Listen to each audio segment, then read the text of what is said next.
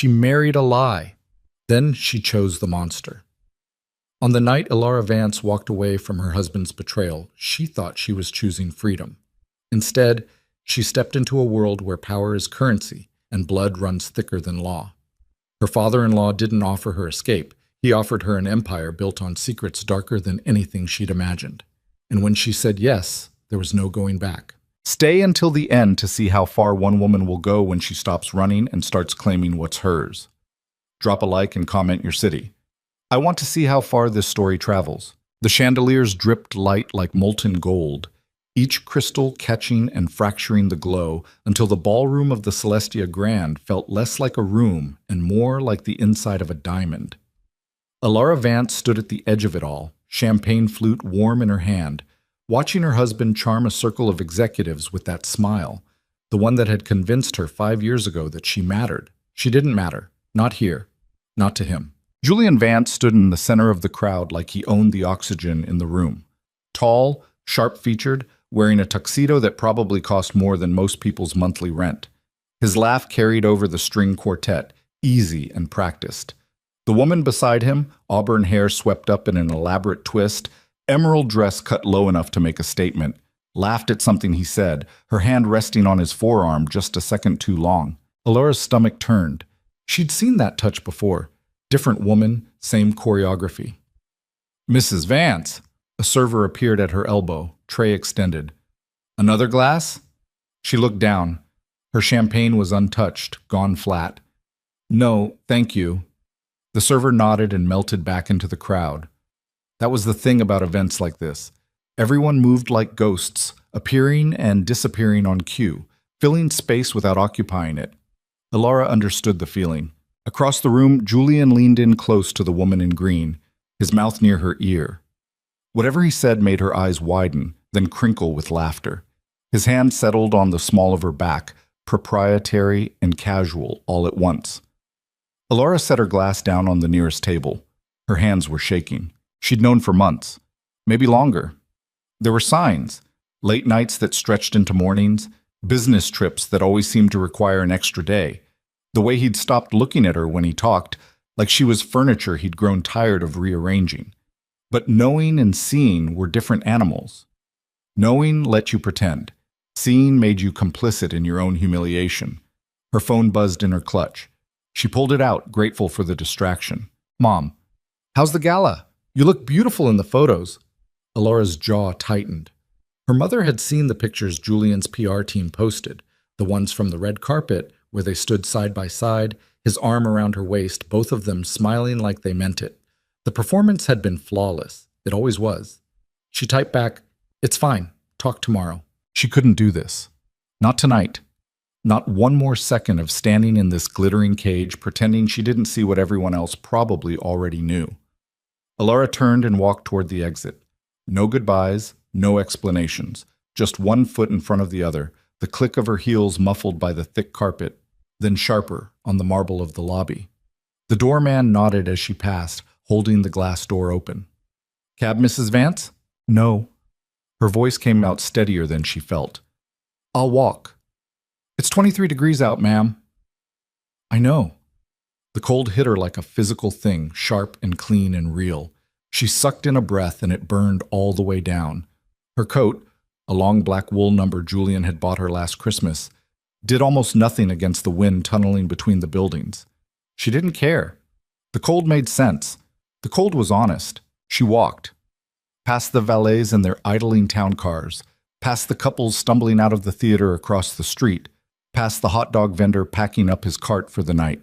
Her feet ached in the heels, but she kept going, block after block, until the lights of the gala district faded behind her and the streets grew quieter. Her phone buzzed again. She ignored it. Then again. And again. Finally, she stopped under a streetlight and pulled it out. 7 texts, all from Julian. "Julian, where did you go?" Julian, "Elara, people are asking about you." Julian, "This is embarrassing. Come back." Julian, "Are you seriously doing this right now?" Julian, "Fine, whatever. I'll handle it." Julian, "You're being childish." Julian, "Don't bother coming home tonight if you're going to act like this." She stared at the last message until the screen blurred. Her thumb hovered over the keyboard. She could apologize, smooth it over, go back and stand beside him and smile until her face ached and pretend tomorrow that tonight never happened. She'd done it before. Instead, she typed 2 words. I'm done. She hit send before she could second-guess herself. The typing indicator appeared immediately, then disappeared, then appeared again. She didn't wait to see what he'd say. She turned off her phone and shoved it back in her clutch. Her breath came out in white clouds. Somewhere in the distance, a siren wailed. She started walking again, no destination in mind, just movement, just the need to be anywhere but where she'd been. She ended up in an all-night diner on 9th Avenue, the kind of place with cracked vinyl booths and a laminated menu that hadn't changed since 1987. The fluorescent lights buzzed overhead, casting everything in a sickly yellow glow. A lone cook worked the grill behind the counter. 2 other customers, a kid in a delivery uniform and an old man nursing a cup of coffee, occupied opposite ends of the room. Alara slid into a booth by the window. Her reflection stared back at her from the glass. Mascara smudged, lipstick gone, hair coming loose from its pins. She looked wrecked. She felt worse. Coffee? The waitress appeared, pot in hand, looking like she'd been doing this for 1,000 years and would do it for 1,000 more. Please? The waitress poured, then stood there for a moment, studying Alara with the kind of eyes that had seen every variation of human misery. Rough night. Alara managed a thin smile. You could say that? Food? Just the coffee.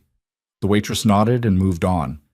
Alara wrapped her hands around the mug, letting the heat seep into her palms. The coffee tasted like burnt rubber. She drank it anyway. Her phone was still off. She should turn it back on, check the messages, deal with the fallout, start managing the damage. That's what she always did. Managed, smoothed over, made it easier for everyone else. She left it off. The diner door chimed. She didn't look up. Footsteps approached her booth, slow and deliberate. She tensed, half expecting Julian to come storming in, ready to drag her back to the performance. But the voice that spoke wasn't Julian's. Mrs. Vance? She looked up. The man standing beside her table was older, maybe mid-60s, with silver hair combed back from a lined face and eyes the color of slate. He wore a charcoal overcoat and leather gloves, expensive but understated. There was something about him, a stillness, a weight, that made the air around him feel heavier. She knew him. She'd seen him exactly 3 times.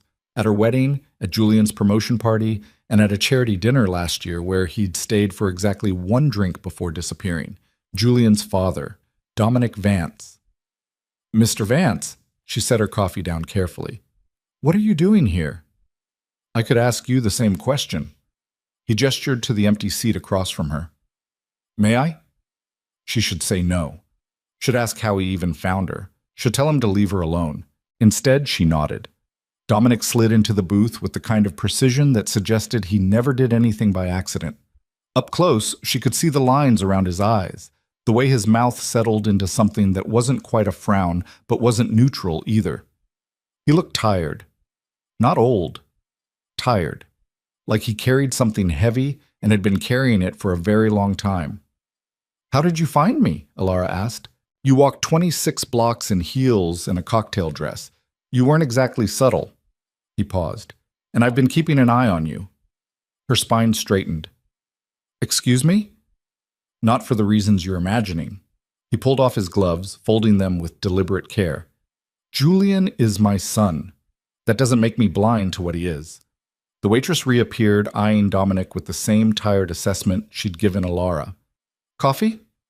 Please. Black. She poured and left. Alara studied him across the table. If you're here to convince me to go back, I'm not. That stopped her. Then why are you here? Dominic picked up his coffee, holding it but not drinking. Because you sent a text that ended a marriage, walked out of one of the city's most important social events, and disappeared into the night without a plan. That suggests either courage or desperation. Possibly both. He met her eyes. I wanted to know which. Does it matter? It does to me. Alara laughed, sharp and bitter. Why? We've barely spoken in 5 years. You show up to the obligatory events, shake hands, make small talk, and leave. You don't know me. No, Dominic agreed, but I know my son, and I know what it looks like when someone realizes they've made a mistake. He set the coffee down without having tasted it. Where will you go tonight? The question landed like a punch. She didn't have an answer. She had friends, acquaintances really, people from Julian's world who would smile and offer sympathy and gossip about her the second she left the room. Her mother lived in Vermont, remarried, settled into a life Alara had never quite fit into. She had a credit card in her own name, some savings, an apartment she technically co-owned but had always felt like Julian's. She had nothing. Dominic seemed to read the answer in her silence. Come with me. What? I have a place. You can stay as long as you need. No strings, no expectations, just a roof and some space to figure out what comes next. Every instinct screamed at her to say no, to thank him politely and walk away and find a hotel and deal with this like an adult. But those instincts were the same ones that had kept her standing in that ballroom, watching her husband touch another woman, smiling through the pain. Why would you help me? She asked.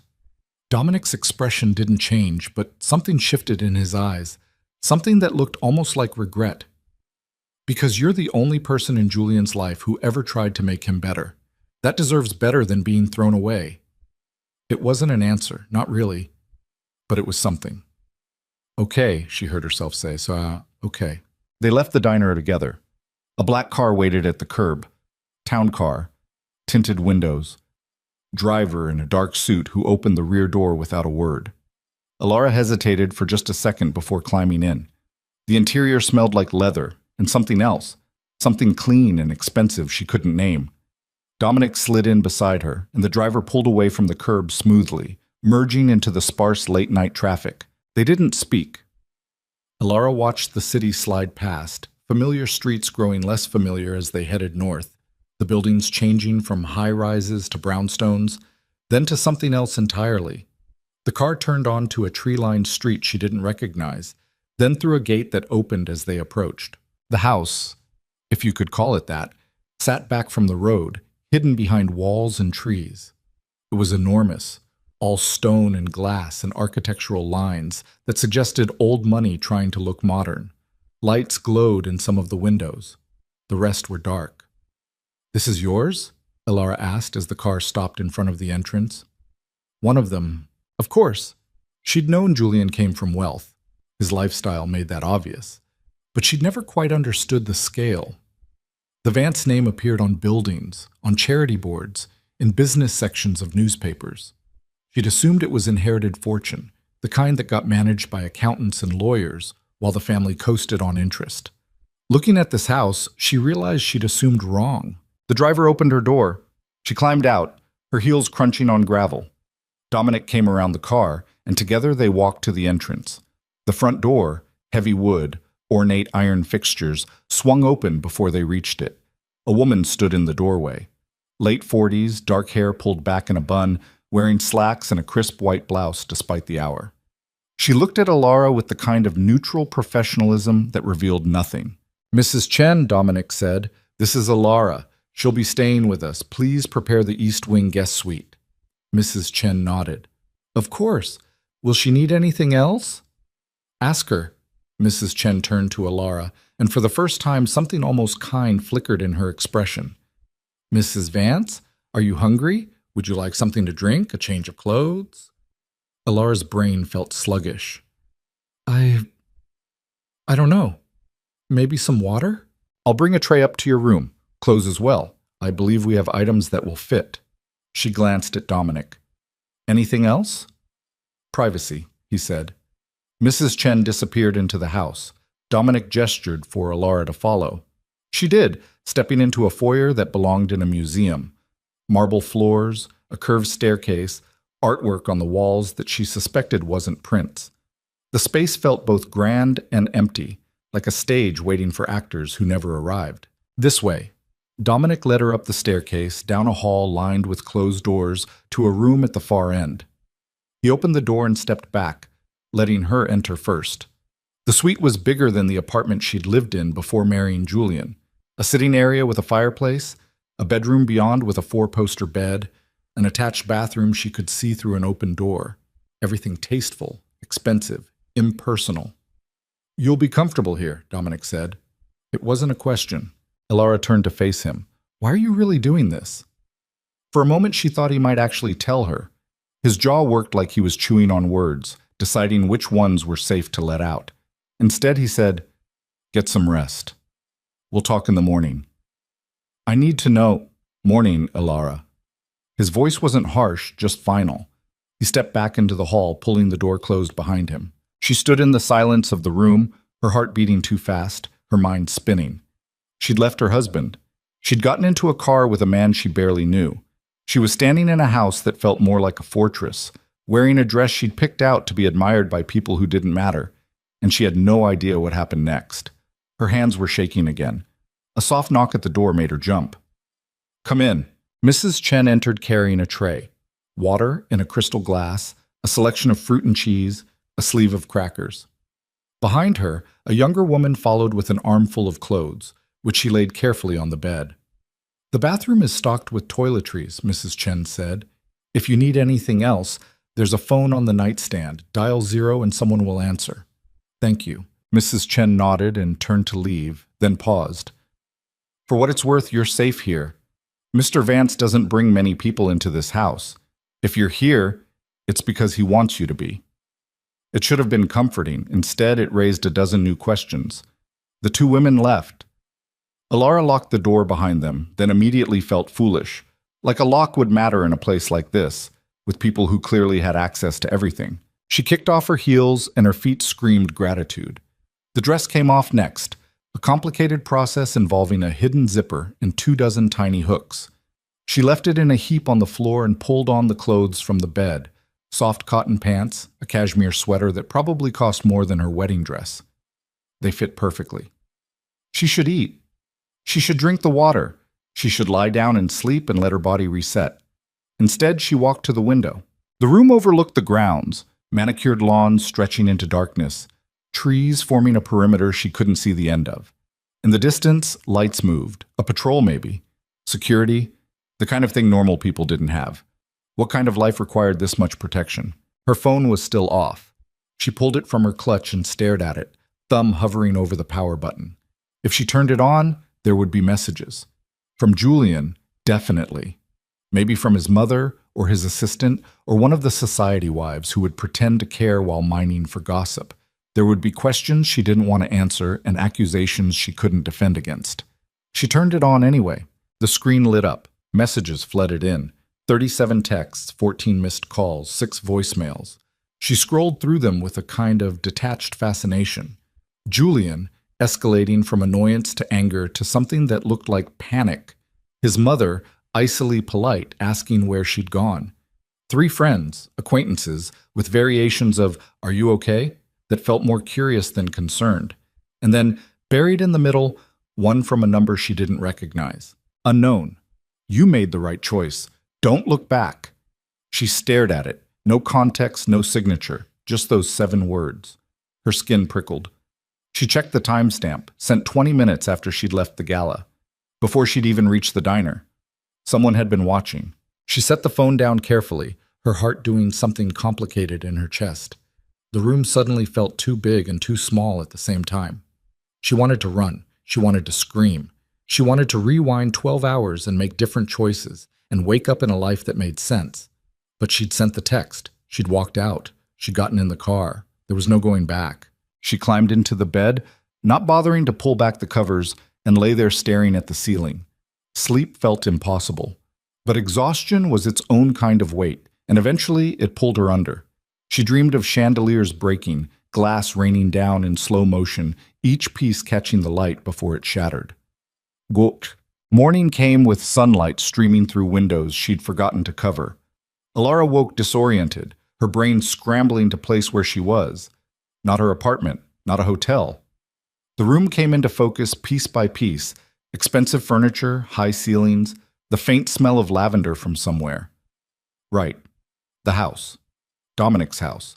She sat up, her body aching in places that had nothing to do with the bed. The events of last night assembled themselves in her memory like puzzle pieces that didn't quite want to fit together. Her phone sat on the nightstand where she'd left it. She picked it up, 43 texts now. She didn't read them. A soft knock at the door. "Mrs. Vance, are you awake?" Mrs. Chen's voice, polite and neutral. Yes, come in. The door opened. Mrs. Chen entered carrying another tray. Coffee this time, toast, eggs that smelled better than they had any right to. I thought you might be hungry. Mr. Vance would like to speak with you when you're ready. No rush. She set the tray on the small table by the window and turned to leave. Mrs. Chen? The woman paused. How long have you worked for Mr. Vance? Something flickered across her face. Not quite a smile, more like the memory of one. 17 years. That's a long time. It is. What's he like? Really? Mrs. Chen studied her for a moment, like she was deciding how much truth to offer. Finally, she said, He's fair, he's careful, and he protects what's his. She paused at the door. If you're here, Mrs. Vance, you're his now, whether you understand what that means yet or not. She left before Alara could respond. Alara ate the breakfast, mechanically, tasting nothing, and drank the coffee. She showered in the bathroom that was bigger than her first apartment, using products that smelled like things she couldn't name but probably cost more per ounce than she made in a day. She dressed in clothes from the selection that had been left for her, dark jeans, a soft gray sweater, everything fitting like it had been made for her body specifically. When she couldn't stall any longer, she left the room. The house in daylight was somehow more intimidating than it had been at night. Every surface gleamed. Every piece of art looked irreplaceable. The silence was the kind that suggested people had been trained not to make noise. She found her way back to the foyer and stood there, unsure where to go. He's in the study. Mrs. Chen appeared from a side hall. Down that corridor, third door on the left. Thank you. The corridor was lined with photographs, black and white mostly, showing the house at different stages of construction or renovation. She paused at one near the end, a much younger Dominic standing in front of the house's skeleton, hard hat on his head, mud on his boots, looking at the camera with an expression that wasn't quite a smile. The third door was already open. Dominic sat behind a desk that looked like it had been carved from a single piece of dark wood, reading something on a tablet. He glanced up when she appeared in the doorway. Alara, come in. She stepped inside. The study was all dark wood and leather, floor-to-ceiling bookshelves on two walls, windows overlooking the grounds on a third. It smelled like old paper and furniture polish. Sit, Dominic said, gesturing to one of the chairs across from his desk. She sat, feeling like a student called to the principal's office. Dominic set the tablet aside and folded his hands on the desk. How did you sleep? Fine. It was a lie, but a polite one. Good. He paused, studying her with those slate-gray eyes. We need to talk about what happens next. I'm going to find a hotel, figure out my next steps. I shouldn't impose. You're not imposing. His voice was firm but not harsh, and I'm not suggesting you leave. What I'm suggesting is that you understand what you've walked into. Her stomach tightened. What do you mean? Dominic leaned back in his chair, the leather creaking softly. For a long moment he didn't speak. When he did, his voice was careful, measured, like he was picking each word from a limited supply. The Vance family has been in this city for 4 generations. We've built things, businesses, properties, relationships. Some of that building was done in the light. Some of it required darker spaces. Alara's mouth went dry. I don't understand. Yes, you do. You're a smart woman. You wouldn't have survived Julian this long if you weren't. He stood, walking to the window, hands clasped behind his back. My grandfather came to this country with nothing. He built something from that nothing. My father expanded it. I've spent my life maintaining it, protecting it, making sure the family name means something. That required compromises. What kind of compromises? Dominic turned to face her. The kind that don't get discussed at charity dinners. The room felt colder. Alara's brain was working overtime trying to reconcile the man in front of her with the implications of what he was saying. Are you telling me? I'm telling you that the world you thought you married into is different than the one that actually exists. Julian was kept separate from most of it. He runs legitimate businesses, makes legitimate money. He's the face we show the world. Dominic's expression hardened. But the foundation he stands on? That's built on things he's never had the stomach to understand. Things like what? Control. Influence. The kind of power that doesn't show up on tax returns. He walked back to the desk but didn't sit. I'm not going to lie to you, Alara. What I run isn't legal in the traditional sense, but it's also not what you're probably imagining. No violence for the sake of it. No drugs, no human trafficking, none of the things that keep decent people up at night. What we do is manage. We facilitate. We make sure certain things happen and other things don't. Alara felt like the floor was tilting. You're careful with the words you choose, Dominic said quietly. Labels have power. Once something is named, it becomes fixed. Real. She stood, her legs unsteady. I need to leave. You can. The door isn't locked. Mrs. Chen will call you a car. You can go to a hotel, hire a lawyer, start divorce proceedings, rebuild your life. He paused. Or you can stay and let me protect you. Protect me from what? From Julian. From the fallout of leaving him. From the people who will circle you the second they realize you're vulnerable. Dominic's voice was steady, almost gentle. You walked out on my son in front of half of Manhattan's elite. That made you interesting, and interesting people become targets. That's insane. I'm nobody. You were married to Julian Vance for 5 years. You lived in his home, attended his events, met his contacts. You're a liability now. To him, to his reputation, potentially to things you don't even know you know. Dominic moved closer, not threatening, just present. Julian will try to control the narrative. He'll paint you as unstable, unfaithful, whatever sells.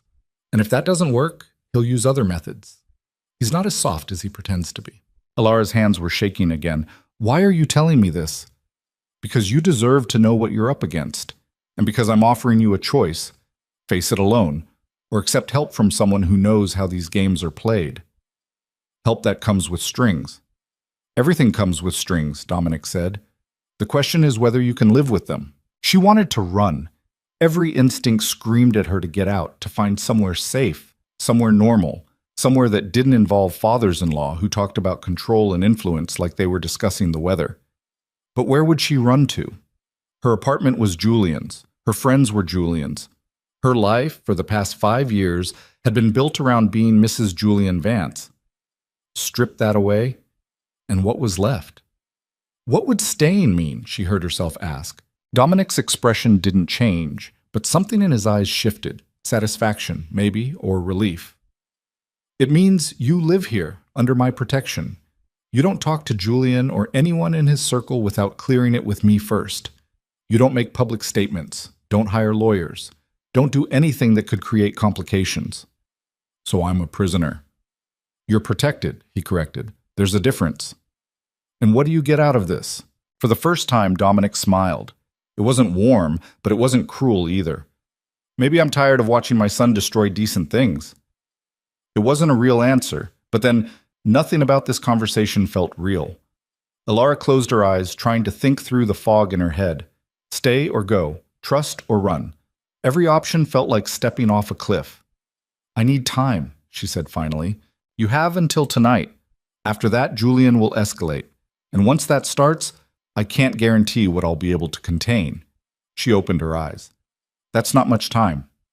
No, Dominic agreed, but it's all you have. He walked past her to the door, pausing with his hand on the frame. Mrs. Chen will show you the grounds if you'd like. Sometimes walking helps with thinking. Then he was gone, leaving her alone in the study with choices that all felt wrong. She did walk. Mrs. Chen appeared within minutes of Dominic leaving, as if she'd been waiting just outside, and led her through the house to a side door that opened onto the gardens. The grounds were enormous. Formal gardens near the house gave way to wilder spaces further out, paths winding through trees, a small pond with a fountain, benches positioned in spots that offered views of nothing but green.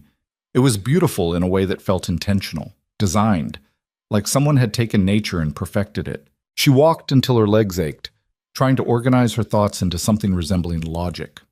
Dominic's offer, Julian's threats, the life she'd left and the one she might be stepping into. Her phone buzzed. She'd forgotten she had it with her. Julian. We need to talk. I'm coming to get you. Her blood went cold. She looked around, suddenly aware of how exposed she was. The walls were far away. The house was a distant shape through the trees. She typed back, How do you know where I am? The response came immediately. Find my friends. You never turned it off. Shit. She'd forgotten about that.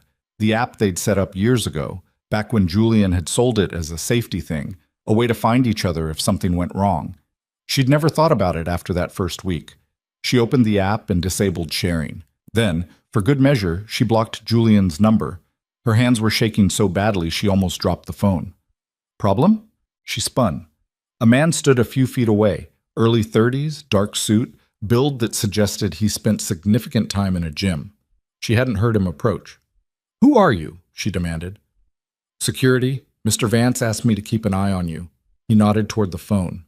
"Everything okay?" "My husband, my ex-husband. He knows I'm here." The man's expression didn't change. "Not anymore, he doesn't.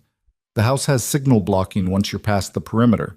He tracked you to the general area, but not here specifically." He pulled out his own phone, typed something. "I've let Mr. Vance know. He'll handle it." "Handle it how?" "However he needs to." The man's voice was professionally neutral. "You should probably head back to the house. It's almost lunch." It wasn't a suggestion. Elara let him escort her back, her mind racing. Julian knew she was nearby. He was coming, and Dominic was going to handle it. She didn't know which part terrified her more. Lunch was served in a dining room that could have seated 20 but was set for 1. Mrs. Chen brought soup, sandwiches, tea. Elara picked at it, not hungry, her stomach in knots. Dominic didn't appear. Afternoon bled into evening. Elara stayed in her room watching the grounds from the window, expecting at any moment to see Julian's car roaring up the drive. It never came. At 6, Mrs. Chen knocked. "Mr. Vance would like you to join him for dinner. The dining room, 7 o'clock. "Did something happen?" Mrs. Chen's face revealed nothing. "He'll explain." Elara changed into something from the wardrobe, a simple black dress that felt too nice for dinner at home, but probably wasn't in this house. She found her way to the dining room at 7 exactly. Dominic was already there, seated at the head of the table, reading something on his phone. He looked up when she entered. "Sit." She took the chair to his right. A moment later, staff appeared with the first course, some kind of salad that looked like art. They ate in silence for a few minutes. Finally, Elara couldn't take it anymore. "Did Julian come?" "He tried." Dominic set down his fork. "He made it as far as the gate. I had a conversation with him. He won't be back." "What kind of conversation?" "The kind where I explained that you're under my protection now, and any attempt to contact or harass you will have consequences." Dominic's voice was calm, almost pleasant. He understood. Just like that? Julian has always been better at understanding power than wielding it. He knows what I'm capable of. He won't push. Elara's appetite, already minimal, vanished completely. "What are you capable of?" Dominic smiled, and for the first time, it looked almost genuine. "More than I hope you ever have to find out." The rest of the meal passed in fragments of small talk, Dominic asking about her background, her family, how she'd met Julian. She answered mechanically, her brain still stuck on consequences and protection and power. When the plates were cleared and coffee arrived, Dominic leaned back in his chair. "Have you made a decision?" She'd been asking herself that question all day. The smart choice was obvious: leave, find a lawyer, start over, stay away from whatever darkness Dominic represented. But smart choices were for people who had options. And sitting in this house, with Julian somewhere out there plotting his next move, Elara realized she didn't have options. She had one choice: stay or be destroyed. "I'll stay," she said. "For now." "For now is enough." Dominic nodded like it was settled. "Tomorrow we'll discuss terms. For tonight, just rest. You're safe here." Safe. The word felt relative. She excused herself and returned to her room, exhausted despite having done nothing all day. She changed into the soft clothes Mrs. Chen had provided, climbed into bed, and stared at the ceiling. Somewhere in the house she heard footsteps. Voices, low and indistinct, the hum of machinery she couldn't identify. This wasn't safety. This was a different kind of cage. But at least it was one she'd chosen. Her phone, still on the nightstand, buzzed one last time. She picked it up. "Unknown. Welcome to the family." She stared at the message until the screen went dark, her heart pounding against her ribs. Then she turned the phone off and buried it in a drawer. Whatever happened next, there was no going back. The first week passed in a blur of routines she didn't understand and silence that felt deliberate. Alara woke each morning to find breakfast waiting outside her door, coffee that was always the right temperature, food she hadn't requested but somehow wanted. She ate alone, walked the grounds with security shadows she pretended not to notice, and spent her afternoons in the library Dominic had pointed out on her second day. The library was 3 stories of books that looked read, not decorative. She pulled volumes at random: history, philosophy, crime novels worn soft at the spines. Someone had spent time here. She wondered if it was Dominic, then decided it didn't matter. On the 8th day, Mrs. Chen appeared at her door after breakfast. "Mr. Vance would like to see you. His office, 10 o'clock. Alara glanced at the clock, 9:45. Now? He appreciates punctuality. The office was different from the study. Smaller, more functional, with walls covered in monitors showing different angles of the property. Dominic sat at a desk that looked military-issue compared to the ornate piece in the study, typing on a laptop that seemed too modern for his hands. He looked up when she entered. "Close the door." She did. The lock clicked automatically. "Sit." She sat in the single chair across from him, her spine straight, hands folded in her lap. Waiting. Dominic closed the laptop and studied her with that same measuring look he'd given her in the diner. "You've been here over a week. How do you feel?" "Like a guest who's overstayed." "Honesty. Good." He leaned back. "Julian filed for divorce yesterday. His lawyer sent the papers to your mother's address in Vermont." Her stomach dropped. "He what?" "He's claiming abandonment, infidelity, mental instability. The works." Dominic's voice was matter-of-fact. "He's also frozen your joint accounts and filed a restraining order claiming you've been harassing him." The room tilted. "That's insane. I haven't contacted him once." "I know, but he has a dozen witnesses who'll say otherwise. Texts from burner phones, calls from spoofed numbers, emails from accounts that trace back to IP addresses near here." Dominic pulled a folder from his desk drawer and slid it across. "He's been busy." Alara opened the folder. Inside were printouts, text messages she'd never sent, emails she'd never written, call logs from numbers she'd never owned, all of them escalating from desperate to threatening, painting a picture of a woman unraveling. Her hands shook as she flipped through the pages. "This is fabricated. All of it." "Of course it is. Julian learned from the best." There was something bitter in Dominic's tone. His mother, specifically. She's been running interference campaigns since before he was born. This is textbook for her. "Can we fight it?" "We can, but it'll be ugly, expensive, and public. Every detail of your marriage will get dissected in court. Every argument, every perceived slight, every moment you weren't the perfect wife." He paused. "Are you prepared for that?" She thought about it. The depositions, the testimonies, standing in front of strangers and explaining why she'd walked out. Admitting she'd ignored the signs for years because it was easier than confronting the truth. "No," she said quietly, "I'm not." "Then we do this my way." "Which is?" Dominic stood, walking to the wall of monitors. He tapped one showing the front gate. "Julian wants a war. He thinks he can bury you in legal fees and public humiliation until you're too broken to fight back. What he doesn't understand is that I've been fighting wars since before he was born." He turned to face her. "I can make this go away. The divorce, the restraining order, the accounts, all of it. Julian will sign whatever we put in front of him and walk away quietly." "How?" "By reminding him who holds the real power in this family." Dominic's expression was flat, unreadable. "But that means you stay here, under my protection. No contact with your old life, no public appearances, nothing that gives his lawyers ammunition. You become invisible until this is over."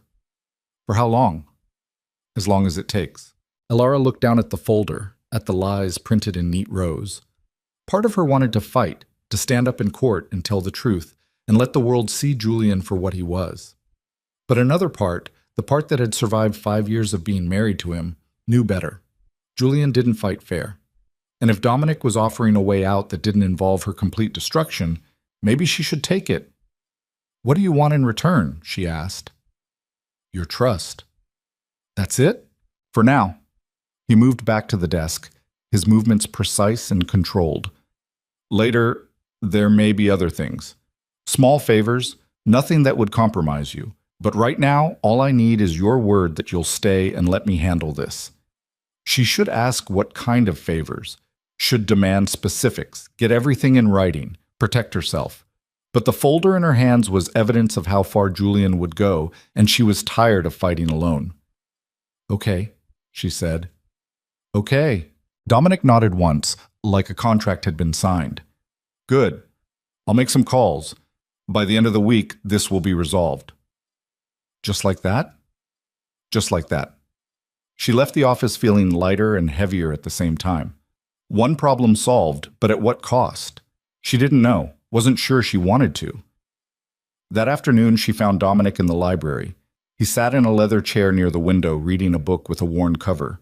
He looked up when she entered. Can I ask you something? She said. You can ask. I may not answer. She sat in the chair across from him. Why do you live alone in a house this big? He closed the book, marking his place with a finger. I don't live alone. Mrs. Chen is here. The staff. Security. That's not the same as family. No, he agreed. It's not. You had a wife. Julian mentioned her once, years ago. He said she died. Something shifted in Dominic's expression. Not pain, exactly, but the memory of it. Margaret. She passed 11 years ago. Cancer. I'm sorry. So was I. He set the book aside. She was the only person who ever called me on my shit, told me when I was wrong, made me explain myself, wouldn't let me hide behind power or money or any of the other walls I'd built. He looked out the window. Julian has her eyes. Nothing else but the eyes. Do you miss her? Every day. He said it simply, like stating a fact. But missing someone doesn't bring them back. You learn to live with the empty spaces. Alara thought about her own empty spaces. The marriage that had hollowed her out, the friendships she'd let atrogate, the version of herself she'd buried to make room for Julian's needs. I don't know who I am anymore, she heard herself say. Without him, without the role I was playing, I look in the mirror and I don't recognize myself. Dominic turned to look at her, his gray eyes sharp. Then figure it out. You have time here. Use it. How? However you want. Read, walk, sleep for a week straight. Margaret used to paint when she needed to think. Terrible paintings, objectively awful, but they helped her process. He picked up his book again. The East Studio hasn't been used in years. It's yours if you want it. She didn't know how to paint, didn't know how to do much of anything that wasn't in service of being Mrs. Julian Vance. But maybe that was the point. Thank you, she said. He didn't respond, already back in his book. She left him there, alone with his ghosts. The studio was on the 3rd floor, a room with skylights and north-facing windows and dust covers over everything. Alara pulled them off to reveal easels, tables, shelves lined with supplies that looked untouched. Everything organized, waiting, like Margaret had just stepped out for a moment and would be back any second. She found canvases stacked against one wall, some blank, some with half-finished paintings. She pulled one out. A landscape, maybe, or an abstract. It was hard to tell. Dominic hadn't been lying about terrible. But there was something in it, an energy, a sense of someone working through something they couldn't put into words. Alara understood that feeling. She set up an easel, found paints that were probably dried out but might still work, and stood in front of a blank canvas with no idea what to do next. So she just started. A brushstroke, then another. No plan, no vision, just color on white. It looked like garbage. She kept going anyway. Hours passed. The light changed. Her back ached and her hands were covered in paint, and the canvas looked like a kindergartner's art project. But for the first time in weeks, her mind was quiet. A knock at the door broke her concentration. Mrs. Chen stood in the hallway. Dinner in 30 minutes. Alara looked at the mess she'd made. Paint on the floor, on her clothes, probably in her hair. I need to clean up. Yes, Mrs. Chen agreed, but there was something almost approving in her tone. You do. Dinner became a routine. Every night at 7, Alara would join Dominic in the dining room. They'd eat, talk about nothing important, books, weather, the state of the gardens. He never asked about her day, and she never asked about his. It was comfortable in a way that felt dangerous. 2 weeks after she'd arrived, a new face appeared at dinner. A man, maybe 40, with dark hair graying at the temples and a suit that screamed lawyer or accountant. He sat at Dominic's left, across from Alara, and didn't introduce himself. Dominic made the introduction. Alara, this is Marcus Chen, my attorney, Mrs. Chen's nephew. Marcus nodded. Mrs. Vance. Just Alara. Alara. He had a voice that was probably soothing in a courtroom. I've been handling your divorce proceedings. Her appetite vanished. Already? Mr. Vance moves quickly when necessary. Marcus pulled a folder from his briefcase. Julian signed the papers this morning. Uncontested, no alimony on either side, assets split according to prenuptial agreement. Clean break. He just agreed? After some persuasion, Dominic cut his steak with precise movements. He's also dropped the restraining order and unfrozen the accounts. You'll find your personal account has been credited with your share of the marital assets. Modest, but enough to start over. Alara stared at him. 3 weeks ago, she'd been married. Now she was divorced, sitting in a house that felt like a fortress, eating dinner with a man who'd made her problems disappear with a few phone calls. What did you do? She asked. What was necessary? Dominic didn't look up from his plate. That's not an answer. It's the only one you're getting. Marcus shifted uncomfortably. If you have questions about the settlement, I don't want to know about the settlement. Alara set down her fork. I want to know what you did to my husband. Ex-husband, Dominic corrected. And I didn't do anything to him. I simply reminded him of certain obligations. Family matters he'd prefer stayed private. What kind of obligations? Finally, Dominic looked at her. His expression was harder than she'd seen it. The kind that involved money he's been moving through accounts I control. Money he thought I didn't know about. Money that, if certain people found out about it, would land him in federal prison for the next 20 years. The room went cold. You blackmailed him. I protected you. His voice didn't rise, but the weight behind it increased. Julian tried to destroy you. I stopped him. The method is irrelevant. The method is everything. Alara stood, her chair scraping against the floor. You didn't protect me. You bought me. There's a difference. Is there? Dominic's eyes were flat, unreadable. Because from where I'm sitting, you have your freedom, your money, and your reputation intact. What exactly are you complaining about? I'm complaining about being treated like property that gets transferred between men. Her voice was shaking. You and Julian, you're not that different. You both think you can control everything around you, manipulate people into doing what you want, and call it protection. Something flickered across Dominic's face. Anger, maybe, or hurt.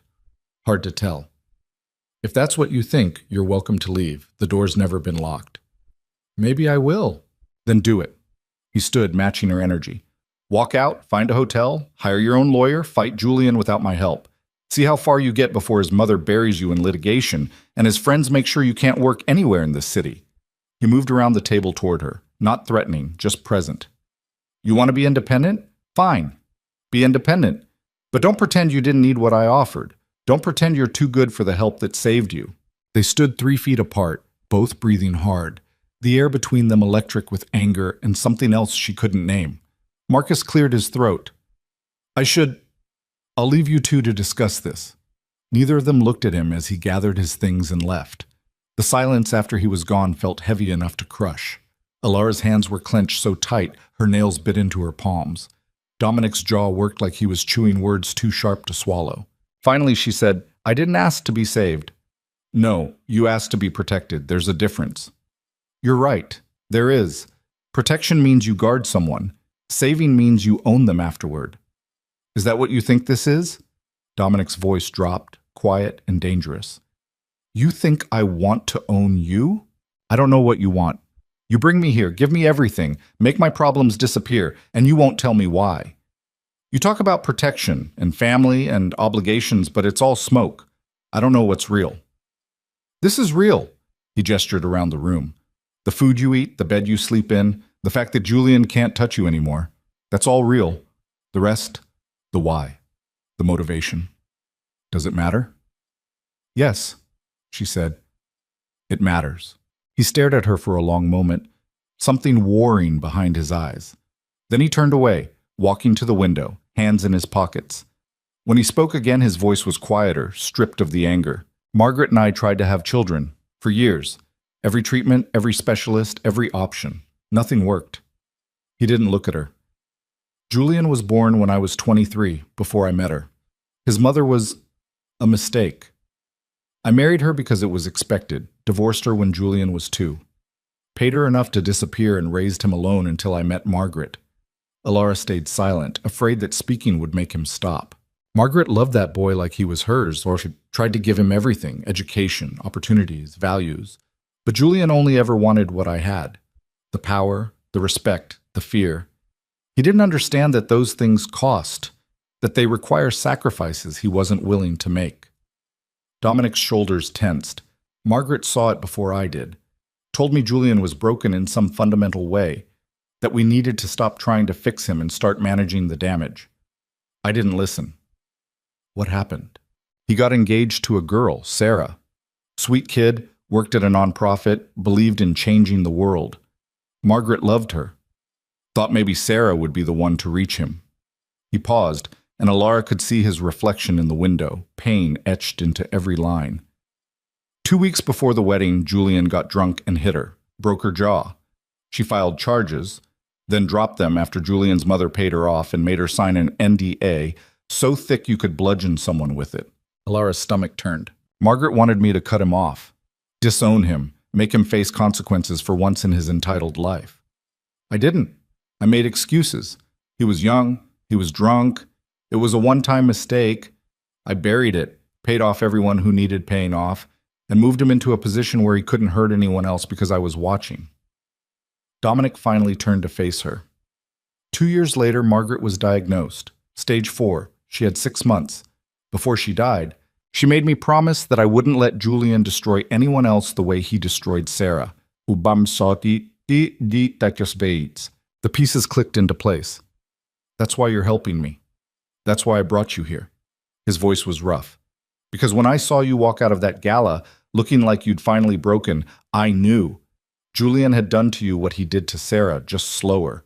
Death by 1,000 cuts instead of one punch. And I couldn't... He stopped, collecting himself.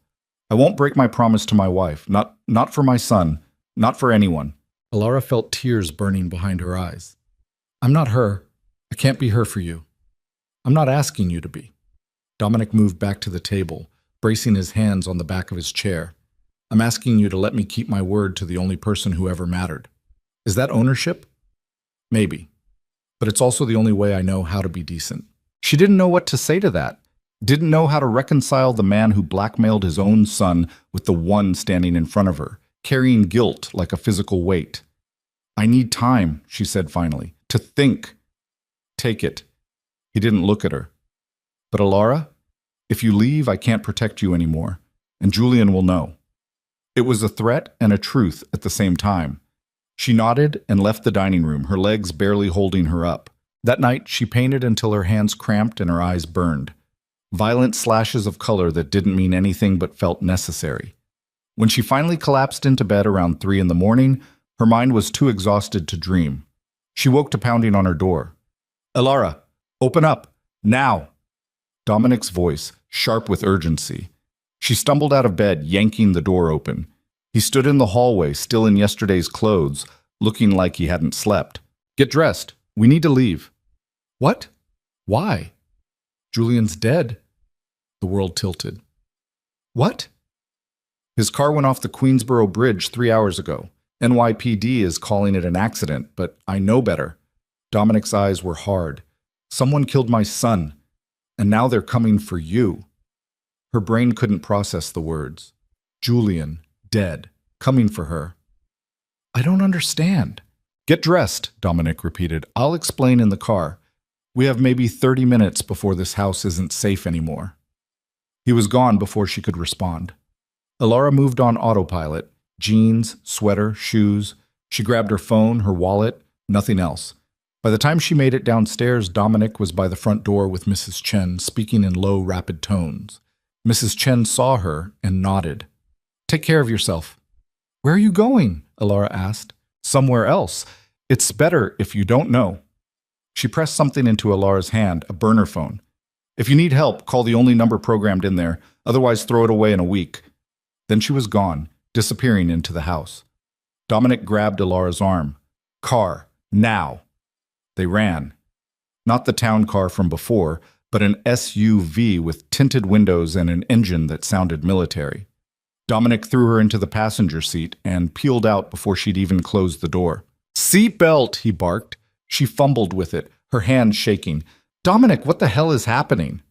Julian was skimming from one of my operations. Not much, but enough that it added up.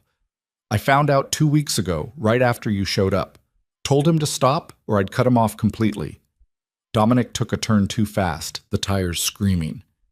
He didn't stop. He went to someone else, offered them information about my business in exchange for protection. Who? The Kozlovs, Russian syndicate that's been trying to move into my territory for years. Julian gave them access codes, shipping schedules, the location of 3 warehouses. His knuckles were white on the steering wheel. I found out yesterday, was planning to deal with it this morning, but someone got to Julian first. The Kozlovs? No. They wanted him alive, at least until they got everything they needed. This was someone else, someone who wanted to send a message. Alara's mind was spinning. What message? Dominic didn't answer. He took another turn heading toward the highway. She asked again, louder. What message? That they can get to anyone, even family. He glanced at her, and for the first time she saw fear in his eyes. You were seen with me, photographed. Julian's lawyers have documents linking you to this house. If someone wants to hurt me, you're the easiest target. So what do? We disappear, at least until I figure out who's making moves. The SUV merged onto the highway, heading north. I have a place upstate. Remote, secure. We'll stay there until this shakes out. And then what? And then I end whoever started this. His voice was flat, final. But first, I keep you alive. She should be terrified. Should be demanding he take her to the police, to the FBI, anywhere but deeper into this nightmare. But the police would have questions she couldn't answer, and the FBI would see her as either a witness or an accomplice. Dominic was the only thing standing between her and whatever darkness had killed Julian, so she didn't argue. Just sat in silence as the city fell away behind them and the road ahead grew darker. They drove for 2 hours, taking exits at random, doubling back, making sure they weren't followed. Finally, Dominic turned onto a gravel road that wound through dense forest. The house at the end was nothing like the mansion. A cabin, maybe, though calling it that felt dismissive.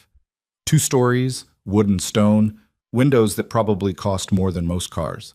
It sat in a clearing surrounded by trees, isolated and perfect for not being found. Dominic killed the engine. We're here. Where's here? Nowhere that matters. He pulled a gun from under his seat, compact, black, deadly looking, and checked it with practiced efficiency. Stay close. Don't touch anything until I've cleared the building. He got out. She followed, her legs unsteady from sitting so long. The air was cold and clean, pine-scented. No sounds except wind in the trees. Dominic approached the house like he expected it to explode. He unlocked the door with a key from his pocket and went in first, the gun leading. Ilara waited outside, counting her heartbeats until he reappeared. Clear, come in. The interior was sparse, furniture that looked comfortable but not decorative, a kitchen that was functional, walls that were bare. Everything designed for use, not show. There's food in the pantry, generator out back if the power goes, guns in the closet by the bedroom already loaded. Dominic moved through the space, checking windows, testing locks. Cell reception is spotty at best, landlines disconnected. If something happens to me, nothing's going to happen to you. He stopped, looking at her. If something happens to me, there's a go bag in the bedroom closet. Cash, fake ID, keys to a car buried half a mile east. You run, and you don't stop running until you're somewhere I've never heard of. Dominic, promise me. The weight in his voice made her nod. I promise. He studied her for another moment, then nodded and went back to his check. She stood in the middle of the main room, feeling untethered, like she'd floated so far from shore she couldn't see land anymore. Julian was dead. She should feel something, grief, relief, guilt. Instead, she felt numb, like her emotional capacity had maxed out and her brain had shut down the system to prevent overload. "You should eat something," Dominic said, emerging from the bedroom. "Then sleep. I'll keep watch. Have you slept at all?" "I'll sleep when I know we're safe." She wanted to argue but didn't have the energy. Instead, she found canned soup in the pantry, heated it on the stove, and ate it standing at the counter. It tasted like cardboard. She ate it anyway. Dominic sat at the window with his gun on his lap, watching the tree line. She finished the soup and went to the bedroom. One bed, big enough for two. She didn't have the energy to care about the implications. She lay down fully clothed and closed her eyes. Sleep should have been impossible, but exhaustion was its own gravity, and it pulled her under fast. She woke to sunlight streaming through the window, and Dominic's voice, low and tense. "I don't care what it costs. Find out who ordered it." She sat up. He stood by the window, phone pressed to his ear, looking like he still hadn't slept. "No. Don't touch anyone until I get back. Just gather information." He paused, listening. 2 days, maybe 3. "I'll know more soon." Another pause. "Watch the house. If anyone approaches, call me immediately." He hung up and turned to find her watching. "Sorry, didn't mean to wake you." "Who was that?" "Marcus. He's been making calls, trying to figure out who's behind Julian's death." Dominic set the phone down. "So far, nothing. Whoever did it, they're good at covering tracks." "Could it have been an accident?" "No." He said it with absolute certainty. Julian's car went through a barrier doing 90 miles an hour on a straight road in clear weather. Someone cut his brake line and sabotaged his steering. It was methodical. Elara's stomach turned. Why would someone do that? To send a message. To create chaos. To eliminate a loose end. Dominic moved to the kitchen, started making coffee. "Take your pick. In my world, people die for all kinds of reasons. Usually it's business. Sometimes it's personal. Either way, dead is dead." She got out of bed, moving to the window. The forest looked peaceful, unthreatening. Hard to believe there was danger out there somewhere. "You said someone's coming for me," she said. "Why? What do I have that's worth killing for?" "Information, association, revenge." He poured 2 cups of coffee, handed her one. "You were married to Julian for 5 years. You lived in his house, attended his meetings, met his contacts. Even if you didn't know what you were seeing, you saw it.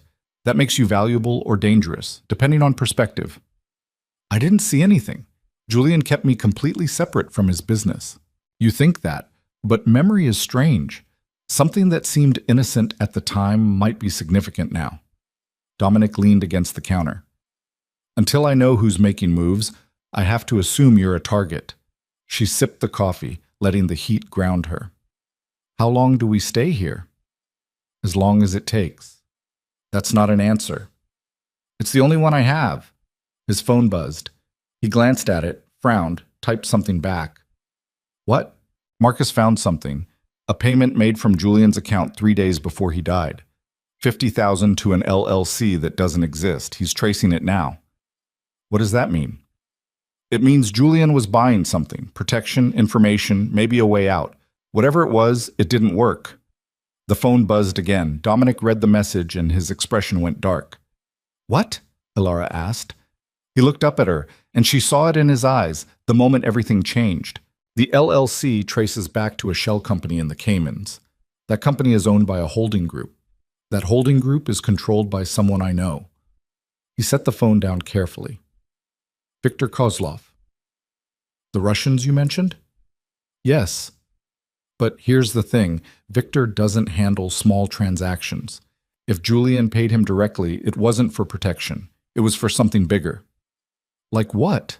Dominic's jaw clenched. "Like selling me out completely. Access to everything, accounts, operations, contacts. Julian didn't just betray me. He tried to destroy me." The air in the room changed, thickening with rage so dense Elara could barely breathe. "And you think the Kozlovs killed him?" she asked. "No. I think someone else found out what Julian was doing and killed him before he could finish the deal. Someone who wanted to protect me." Dominic picked up his phone again, dialing. "Marcus, I need you to pull financials on everyone in my inner circle for the past 6 months. Everyone. I don't care what it takes." He hung up and looked at Elara. Someone close to me killed my son, he said quietly, and until I know who, nobody's safe. The weight of it settled over her like a shroud. She was trapped in a cabin with a man hunting a murderer in his own organization, surrounded by people who might want her dead for reasons she didn't understand, mourning a husband she'd hated but never wished harm. And somewhere out there, Julian's killer was watching, waiting, planning their next move. Alara set down her coffee cup because her hands were shaking too badly to hold it. "What do we do?" she asked. Dominic met her eyes, and what she saw there terrified her more than anything else. "We survive," he said, "and then we burn down everyone who thought they could touch what's mine." The word mine hung in the air between them like a blade. Alara stared at Dominic, watching the fury settle into his features, not the hot, explosive kind that burned out quick, but the cold, calculated rage that turned men into something worse than monsters. His hands were steady as he set his phone on the counter. Too steady, like he'd locked every muscle into place to keep from tearing the room apart. "I'm not yours," she said quietly. His eyes snapped to her. "What? You said what's mine? I'm not yours. I'm not anyone's." For a second, she thought he might argue.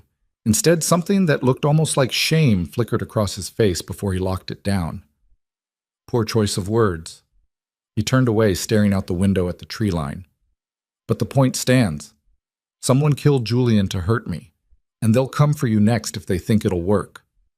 Unless you find them first." "Unless I find them first," he agreed.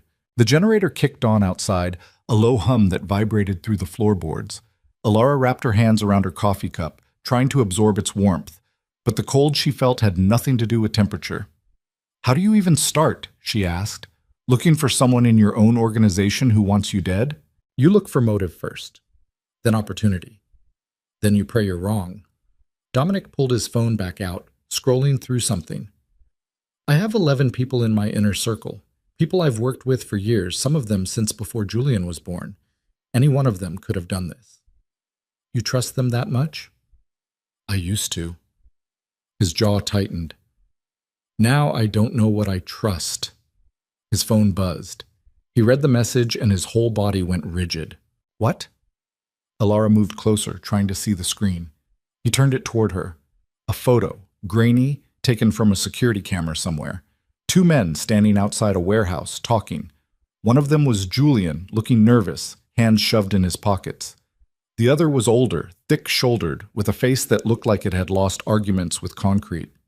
"That's Victor Kozlov," Dominic said, "taken 4 days before Julian died." So Julian was meeting with him directly. Not just meeting, look at what he's holding. Alara squinted. In Julian's hand was a folder, thin, maybe a dozen pages. He was in the middle of handing it to Victor. "Documents," she said. "My documents. Financial records, shipping manifests, contact lists. Everything someone would need to dismantle my operation from the inside." Dominic's voice was eerily calm. "Julian wasn't just selling information. He was selling me." "But you said Victor didn't kill him." "I said I didn't think so. This changes things." He enlarged the photo, studying it. If Victor got what he wanted, why kill Julian? Unless... He didn't finish the thought. Didn't need to. Alara's brain filled in the blank. Unless Julian had tried to back out. Unless he'd gotten scared and threatened to expose the deal. Unless Victor had decided a dead informant was safer than a living one. "You need to call the police," Alara said. Dominic laughed, sharp and bitter. "And tell them what? That my criminal son was murdered by a rival criminal organization while trying to sell out my criminal enterprise? They'd throw a parade." "So what? You just handle it yourself?" "That's exactly what I do." He pocketed his phone. "I've been handling things myself since before you were born. This is no different. This is your son." The words landed like a slap. Dominic's expression went carefully blank, the kind of neutral that meant he was working very hard not to feel anything. "Julian stopped being my son the day he put you in danger," he said quietly. "He made his choice. I'm making mine." Before Alara could respond, his phone rang. He answered it without checking the caller ID. Talk. She couldn't hear the other side of the conversation, but she watched Dominic's face change. Confusion, then disbelief, then something that looked like horror. When? He demanded. A pause. How many? Another pause longer. Secure the building. Don't let anyone in or out. I'll be there in 3 hours. He hung up and stood there for a second, staring at nothing. Dominic? The main warehouse. Someone hit it an hour ago. Took everything. Inventory, records, cash reserves. Killed 2 of my men in the process. His voice was hollow. It's gone. All of it. Ilara's stomach dropped. The Kozlovs? Had to be. This wasn't a robbery, it was a statement. He was already moving, grabbing keys, checking his gun. I need to get back to the city. You stay here, doors locked, don't answer for anyone. You can't go alone. I'm not asking permission. Dominic, if this is a trap, then I'll spring it. He looked at her, and for the first time since she'd met him, he looked old, tired. Stay here, Ilara, please. He was gone before she could argue, the door slamming behind him, the SUV's engine roaring to life. She watched from the window as he tore down the gravel drive, disappearing into the trees. Then she was alone. The silence of the cabin pressed in on her. She tried to convince herself she was safe, locked doors, remote location. No one knew she was here. But safety was relative, and relative didn't mean much when people were dying. She checked her phone. No signal, like Dominic had said. The burner Mrs. Chen had given her sat on the counter, its single program number staring at her. Emergency only, Mrs. Chen had said. This felt like an emergency. She picked it up, finger hovering over the call button, then set it back down. What would she even say? Help, I'm trapped in a cabin with a man whose son just got murdered and whose warehouse just got robbed, and I don't know who to trust? She laughed, high and thin. When had her life become a bad crime novel? The hours crawled. She tried to eat but couldn't, tried to sleep but her brain wouldn't shut off. She paced the cabin, checking windows, testing locks, jumping at every sound the forest made. Around 3 in the afternoon, the burner phone rang. She stared at it, heart hammering. Only one number programmed in, only one person who could be calling. She answered. Hello? Is this Ilara Vance? A woman's voice, unfamiliar, with an accent she couldn't place. Who is this? A friend? Is Mr. Vance with you? Every instinct screamed not to answer. Why? Because he's walking into an ambush and he won't answer his phone. If he goes to that warehouse, he's dead. Ilara's blood turned to ice. How do you know that? Because I'm the one who set it up. The world tilted. What? My name is Irina Kozlov. Victor is my brother. And right now, I'm the only thing standing between Dominic Vance and a very unpleasant death. Ilara's brain short-circuited. Why would you help him? I'm not helping him. I'm helping myself. Victor thinks he's consolidating power. What he's actually doing is starting a war neither side can win. I'm trying to stop that. A pause. Is Dominic there or not? He left hours ago. Shit. The word was sharp, frustrated. Where did he go? He said the warehouse. Someone hit it, killed his men. That was Victor, setting the trap. Dominic shows up to survey the damage, Victor's people are waiting, and suddenly the Vance Empire has no head. Irina's voice was clipped, efficient. You need to call him. Tell him not to go. He won't answer. He turned off his phone. Then you need to go there yourself. Warn him. Ilara laughed, hysteria creeping in. I don't even know where the warehouse is. Yes, you do. You've been there. I've never... The charity event. 18 months ago. The one in Red Hook, at the converted industrial space Julian said he was renovating for low-income housing. Irina's tone sharpened. That was Dominic's warehouse. Julian used it as a cover, showed it off to politicians and donors while his father moved product through the basement. You stood in the main room and gave a speech about community investment. The memory clicked into place. Exposed brick, high ceilings, Julian proud and smiling beside her while she talked about neighborhoods and opportunity. She'd felt good that night, useful. It had all been a lie. How do you know that? Ilara demanded. Because I was there, in the crowd, watching. Irina paused.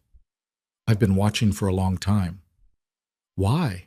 Because Victor wants to destroy Dominic, and I want to destroy Victor. Enemy of my enemy, Mrs. Vance. The sound of voices in the background, Russian and rapid. I have to go. Get to that warehouse. Save Dominic or don't. But if he dies, this city burns, and you burn with it. The line went dead. Alara stood frozen, the phone still pressed to her ear, her mind trying to process what had just happened. Irina Kozlov, Victor's sister, calling to warn her, setting up her own brother. None of it made sense. She set the phone down with shaking hands. She should stay here. Lock the doors like Dominic said. Let whatever was going to happen, happen. She wasn't part of this world, wasn't equipped to stop assassinations or navigate crime family politics.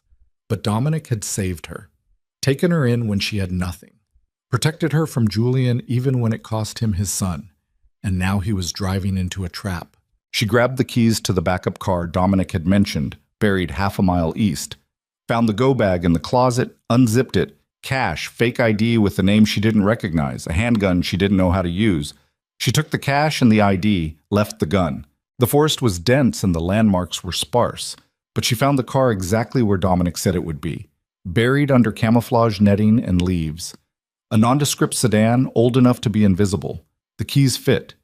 The engine turned over. She drove. The GPS on her phone was useless without signal, but she remembered the general direction back to the city. She took back roads, stayed off highways, and prayed she wouldn't get pulled over because she had no explanation for any of this. 3 hours later, she hit the outskirts of the city. Her phone caught signal and immediately exploded with notifications, news alerts mostly. She pulled over and read them. Breaking. Explosion in Red Hook. Multiple casualties reported. Her heart stopped. She clicked the article. A warehouse, the report said. Industrial district. Fire crews on scene. No official word on cause or victims. The address was blurred in the photo, but she recognized the building, the high windows, the brick facade Julian had been so proud of. She was too late. Her hand shook so badly she could barely hold the phone. She should turn around, go back to the cabin, disappear like Dominic had said. But her body moved on autopilot, keying the address into the GPS, pulling back onto the road. The closer she got to Red Hook, the thicker the smoke became. By the time she was 2 blocks away, the whole sky was gray. Police had cordoned off the area, barriers, flashing lights, officers waving traffic away. She parked on a side street and walked the rest of the way, blending into the crowd of onlookers gathering behind the barricades. The warehouse was engulfed. Flames poured from the windows, black smoke billowing into the sky. Fire trucks surrounded it, hoses spraying water that seemed to do nothing. "What happened?" she asked the man standing next to her. "Gas leak, they're saying, but I heard gunshots before the explosion." He shook his head. "Someone's having a bad day." Someone's dead, Alara thought. Multiple someones. She scanned the crowd, looking for Dominic's face, knowing she wouldn't find it, but unable to stop herself. He was in there. Had to be. He'd walked into the trap just like Irina said he would, and now he was looking for someone. The voice came from behind her, close enough to make her jump. She spun. The man standing there was maybe 60, gray hair, expensive coat, eyes that looked like they'd seen every variation of violence and gotten bored with most of them. He smiled at her, and it was the most frightening thing she'd ever seen. "Victor Kozlov," he said, extending a hand. "You must be Alara." She didn't take his hand. Couldn't. Her whole body had locked up. "Where's Dominic?" she managed. "Inside, I imagine. Or what's left of him." Victor lowered his hand, unbothered by the rejection. "Unfortunate business. I tried to offer him a partnership. He refused. And well, here we are." "You killed him." "I removed an obstacle. There's a difference." Victor gestured to the burning building. "Don't look so tragic. Dominic knew the risks. He's been playing this game longer than you've been alive. Eventually everyone loses." Alara's vision blurred red. "You're a monster." "I'm a businessman. Monsters act without reason. I have plenty." He stepped closer, and she could smell his cologne, something expensive and cloying. "You, however, are a complication I didn't account for. Julian's widow, Dominic's. What? Charity case? Replacement daughter? The rumors vary. I'm nothing to you." "That's where you're wrong." Victor's smile widened. "You're leverage. Or you were, before Dominic died. Now you're just a loose end." Her hand moved toward her pocket, toward the phone, but Victor was faster. His hand clamped around her wrist like a vice. I wouldn't, he said softly. We're in public, lots of witnesses. You scream, you make a scene, and I just walk away. Then my people find you later, somewhere quieter, and the ending is much less pleasant. He leaned in close. Or you come with me willingly. Answer some questions about what Dominic told you, what you know about his operations. After that, maybe I let you go. Maybe. I don't know anything. Everyone says that. Usually, they're lying. He started walking, pulling her with him. Come on. My car is this way. She resisted, digging her heels in. Victor sighed. Don't make this difficult. A hand landed on Victor's shoulder from behind. Let her go. Victor turned, and Alara's heart nearly stopped. Dominic stood there, covered in soot and blood, his face a mask of controlled fury. He looked half dead, but entirely dangerous. Dominic, Victor said, releasing Alara and stepping back. I was told you were inside. You were told wrong. Dominic's voice was gravel. Walk away, Victor. Last chance. You're in no position to make threats. Look at you, barely standing. I'm standing enough. Dominic pulled a gun from his coat, pointing it at Victor's chest. Walk. Away. For a long moment, nobody moved. The crowd around them was oblivious, focused on the fire. Victor looked at the gun, then at Dominic, calculating odds. Finally, he smiled. Another time, then. He walked away, disappearing into the crowd like smoke. Dominic waited until he was gone, then lowered the gun. His legs nearly gave out. Alara caught him, her arms wrapping around him to keep him upright. You're alive, she breathed. Barely. He leaned on her, heavy. What the hell are you doing here? Saving you, apparently. I told you to stay at the cabin. Irina called, said it was a trap. His head snapped up. Irina Kozlov called you? Yes. On the burner phone, she said Victor was setting you up. Dominic's expression went dark with something she couldn't read. And you believed her? I didn't know what to believe, but I wasn't going to let you die. He stared at her, something shifting behind his eyes. Then he pulled away, standing on his own, despite the way his body swayed. We need to leave, now. You need a hospital. I need to not get arrested. Move. He grabbed her hand and pulled her through the crowd, moving with more strength than he should have had. They made it to her car, the one from the cabin, and he climbed into the passenger seat while she got behind the wheel. Drive, he said. Where? Anywhere that isn't here. She drove. Out of Red Hook, through Brooklyn, across the bridge into Manhattan. Dominic sat silent beside her, breathing shallow, one hand pressed to his ribs. You're bleeding, she said. I've been worse. That's not comforting. It's not supposed to be. He pulled out his phone, cracked screen but still working, and made a call. Marcus, I need a clean room. Medical supplies, no hospitals, no questions. He listened, then rattled off an address. 20 minutes. He hung up and leaned his head back against the seat, closing his eyes. Dominic, what happened in there? Alara asked. I got there before the explosion. Saw Victor's men setting charges, confronted them. They decided bullets were easier than conversation. He pressed harder against his ribs. I got out through a side door right before the whole place went up. And your men? Were already dead when I arrived. His voice was hollow. Victor wanted me to see them. Wanted me to understand what he was taking. Why did Irina warn me? I don't know, but I'm going to find out. He opened his eyes, looking at her. You shouldn't have come. You're welcome. The corner of his mouth twitched, almost a smile. Thank you. The address Marcus had given them was a building in Chelsea, upscale, doorman, security cameras everywhere. Dominic had her park in the underground garage, and they took the service elevator to the 8th floor. Marcus was waiting in the hall, medical bag in hand. He took one look at Dominic and swore. How bad? 2 cracked ribs, maybe 3. Some burns, shrapnel in my shoulder. Dominic walked past him into the apartment. Nothing fatal.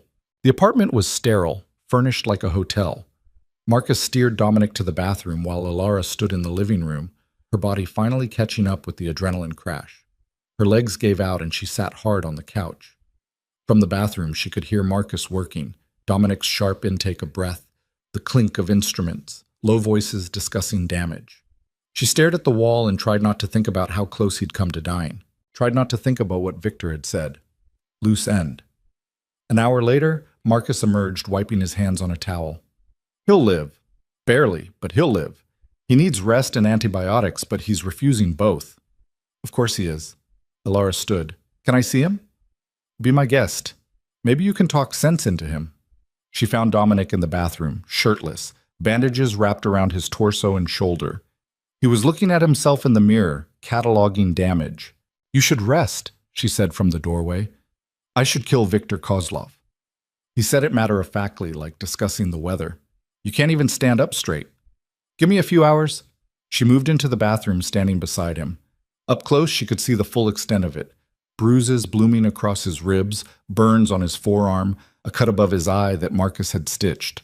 He looked like he'd been through a war. Why did you come for me? He asked, not looking at her. I told you. Irina called.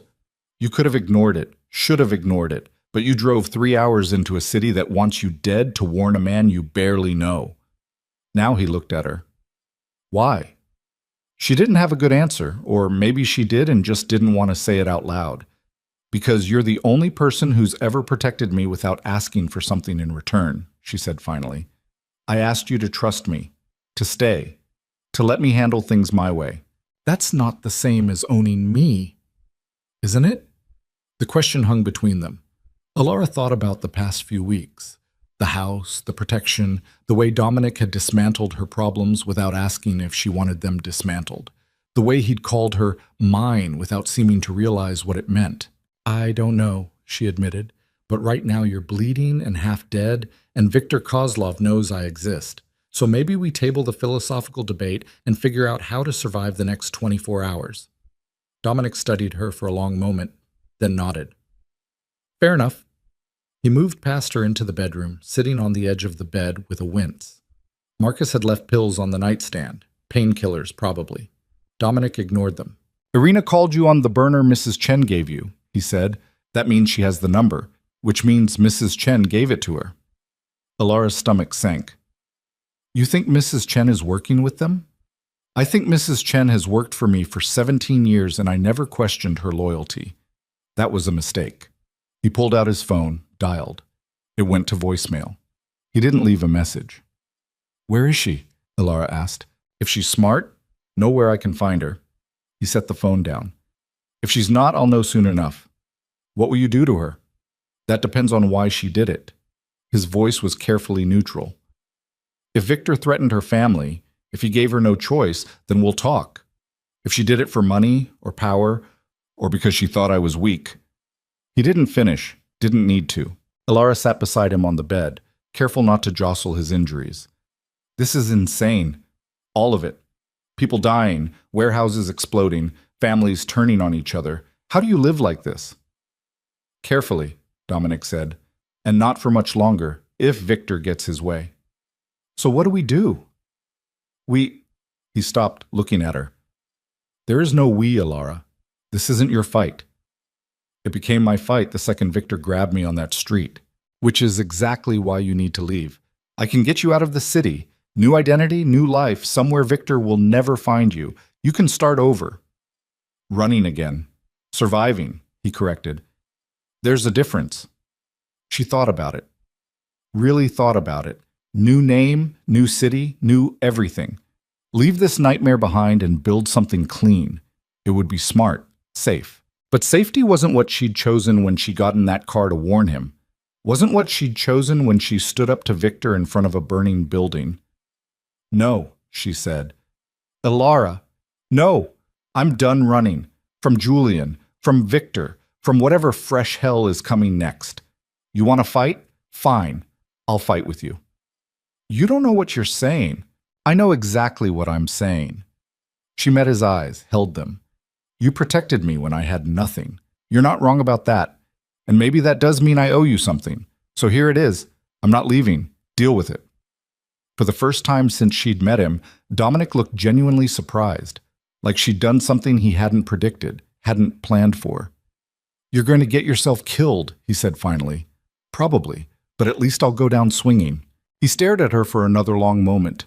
Then, incredibly, he laughed. It came out rough, pained, but real. Margaret would have liked you, he said. Yeah? Yeah. She had the same stubborn streak, the same refusal to back down even when she should. The laughter faded, replaced by something softer. It got her in trouble more than once. But you loved her anyway. I loved her because of it. He looked away, jaw tight. And watching her die was the worst thing I've ever experienced. I won't do that again.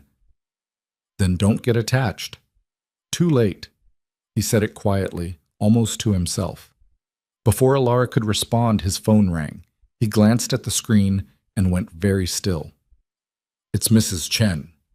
He answered, putting it on speaker. You have 10 seconds to explain yourself, Dominic said, his voice ice. I'm sorry. Mrs. Chen's voice was shaking. I'm so sorry. They have my daughter. Victor's people, they took her 3 days ago. Said if I didn't give them information, they'd kill her. What information? Everything. Your schedules, the cabin location, Alara's phone number. They wanted to know how to find you, how to hurt you. A sob broke through. I didn't want to. I swear I didn't want to. Dominic's expression didn't change, but his hand clenched into a fist. Where's your daughter now? I don't know. They said they'd release her once this was over. Once you were... She couldn't finish. Dead, Dominic finished for her. Once I was dead. Yes. And you believed them? Silence. Mrs. Chen, did you really think Victor Kozlov would let either of you live after you helped him destroy me? I didn't know what else to do. Her voice was breaking apart. He's my daughter. I had to try. Dominic closed his eyes. When he opened them, they were cold and distant. Where are you right now? At home. They told me to wait. Pack a bag. Take only what you absolutely need. There's a bus station 3 blocks south of you. Get on the first bus heading west and don't stop until you hit California. I'll wire you money when you get there. What about May? What about my daughter? I'll find her. He said it with absolute certainty. But you need to run now before Victor decides you're a liability. Dominic, now Mrs. Chen, please. The line went dead. Alara watched him set the phone down with shaking hands. His face was expressionless, but she could see the pain in his eyes. Betrayed by someone he'd trusted for 17 years, someone who'd become family. I'm sorry, she said. Don't be. She made her choice. I'd have made the same one in her position. He stood slowly, wincing. But now Victor knows about the cabin. Knows you're with me. Knows we're vulnerable. So what do we do? Dominic walked to the window, looking out at the city lights. We hit him first. Hard enough that he can't hit back. How? He turned to face her, and what she saw in his expression made her pulse spike. Irina warned you about the trap. That means she's not loyal to her brother, which means she's a weapon I can use. He pulled out his phone. I'm going to make her an offer she can't refuse. What kind of offer? The kind that ends with Victor dead and the Kozlov Empire in her hands. He started dialing. If she's smart, she'll take it. If not... He didn't finish the sentence. The phone was already ringing. Dominic Vance, Irina's voice came through, smooth and unsurprised. I was wondering when you'd call. We need to talk. I imagine we do. You're still alive, which means my warning reached you. You're welcome, by the way. Thank you. Now tell me why. Why I saved you. Simple. Victor is going to get us all killed. He's reckless, paranoid, and drunk on the fantasy of taking your empire. I'd rather work with you than die alongside him. And I'm supposed to believe you're willing to betray your own brother out of pragmatism? You're supposed to believe I'm willing to do whatever it takes to survive. Family loyalty is touching until it gets you buried. A pause. Victor has something I want, control of the Eastern Territories. You have something I want, legitimacy. Give me both and I'll give you Victor. Dominic was quiet for a moment, thinking. What's your play? Victor is hosting a meeting tomorrow night. His lieutenants, his financial backers, everyone who matters. He's consolidating power, making sure everyone knows he's the one in charge now that you're supposedly dead. Her voice turned sharp. You show up alive in front of all of them, and you challenge him directly, publicly. Put him in a position where he has to respond. That's suicide. It would be if you were alone. But you won't be. I'll make sure security is compromised. Your people get in, you confront Victor, and I make sure none of his lieutenants interfere. And after I kill him, After you kill him, I take control of the Kozlov operations. You keep your territories. We establish a truce. Maybe even a partnership if we're both feeling generous." She paused. "Or you can keep running, and Victor will hunt you both down one at a time. Your choice." Alara watched Dominic's face as he processed the offer. It was insane. Walking into a room full of people who wanted him dead, trusting a woman who just admitted she'd betray her own blood for power. But it was also the only move they had. "Where and when?" Dominic asked. "I'll text you the details. Come prepared." "And Dominic?" Irina's voice softened slightly. "Bring Alara. Victor wants her. Give him that much, and he'll be too focused on the prize to see the trap until it's too late." "No." Dominic's response was immediate. "She stays out of this." "Then Victor stays alive and keeps coming. This ends tomorrow night, or it doesn't end at all." The line went dead. Dominic stood there, phone in hand, staring at nothing. Alara could see the war playing out behind his eyes, every instinct telling him to refuse, to keep her away from the violence, to protect her the way he'd failed to protect Margaret. "I'll do it," Alara said before he could speak. "No, it's not your decision. Like hell it isn't. I'm not using you as bait. You're not using me. I'm volunteering." She stood, moving to face him. "Victor already knows I exist, already threatened me. If we don't end this tomorrow, he'll just keep coming, and eventually he'll win." "So you walk into a death trap to prevent a hypothetical death? That's not logic, that's martyrdom." "It's survival," she shot back. "You said it yourself, everyone loses eventually. At least this way I go down fighting instead of running." "This isn't a game, Alara. I know it's not a game." Her voice rose. "I know what this is. I know people are going to die and one of them might be me, but I'm done being the victim, done being the thing that gets protected or owned or bargained with. If I'm going to be in this world, I'm going to be in it all the way." Dominic's jaw clenched. "You don't know what you're asking for." "Then show me." They stood inches apart, both breathing hard, the air between them crackling with tension. For a second, Alara thought he might kiss her. Instead, he turned away. "Fine," he said. "But you do exactly what I say, when I say it. No improvisation, no heroics. You're bait, nothing more." "Understood. And if something goes wrong, if Victor gets past me, you run. You don't look back, you don't hesitate. You run and you keep running until you're somewhere safe." "Okay." He looked back at her, searching her face for something. "Why are you doing this?" She thought about lying, came up with a dozen rational explanations. But in the end, the truth was simpler. "Because you're the only person who ever made me feel like I mattered," she said quietly. "And I'm not ready to lose that." Something cracked in his expression. He crossed the distance between them in 2 steps and kissed her. It wasn't gentle, wasn't sweet. It was desperate and furious and tasted like blood and smoke and fear. His hands came up to frame her face, and she grabbed his shirt, pulling him closer despite the way he winced. When they broke apart, both gasping, Dominic pressed his forehead to hers. "If you die tomorrow," he whispered, "I'll never forgive you. Then don't let me die." "I'll try." It wasn't a promise, but it was close enough. They spent the rest of the night planning. Marcus brought weapons, body armor, blueprints of the building where Victor's meeting would be held. Dominic walked Alara through every scenario, where to stand, what to say, how to move if things went wrong. She listened, memorized, tried not to think about how many of these scenarios ended with her bleeding out on a warehouse floor. Around 4 a.m, exhaustion finally pulled her under. She woke on the couch with a blanket draped over her, morning light streaming through the windows. Dominic sat at the table, dressed in black, checking a gun with methodical precision. "What time is it?" she asked. 7. "Meeting's at 9 tonight. We have time." She sat up, body aching from sleeping wrong. "Did you sleep at all?" "No." "Dominic, I can sleep when this is over." He set the gun down. "There's coffee, food. You should eat." She did mechanically, while he continued preparing. By noon, they had a plan. By 3, they'd gone over it so many times she could recite it in her sleep. By 6, there was nothing left to do but wait. Dominic's phone buzzed at 7. A text from Irina. "All set. East entrance. Security will let you through. Good luck." "That's it then," Alara said. "That's it."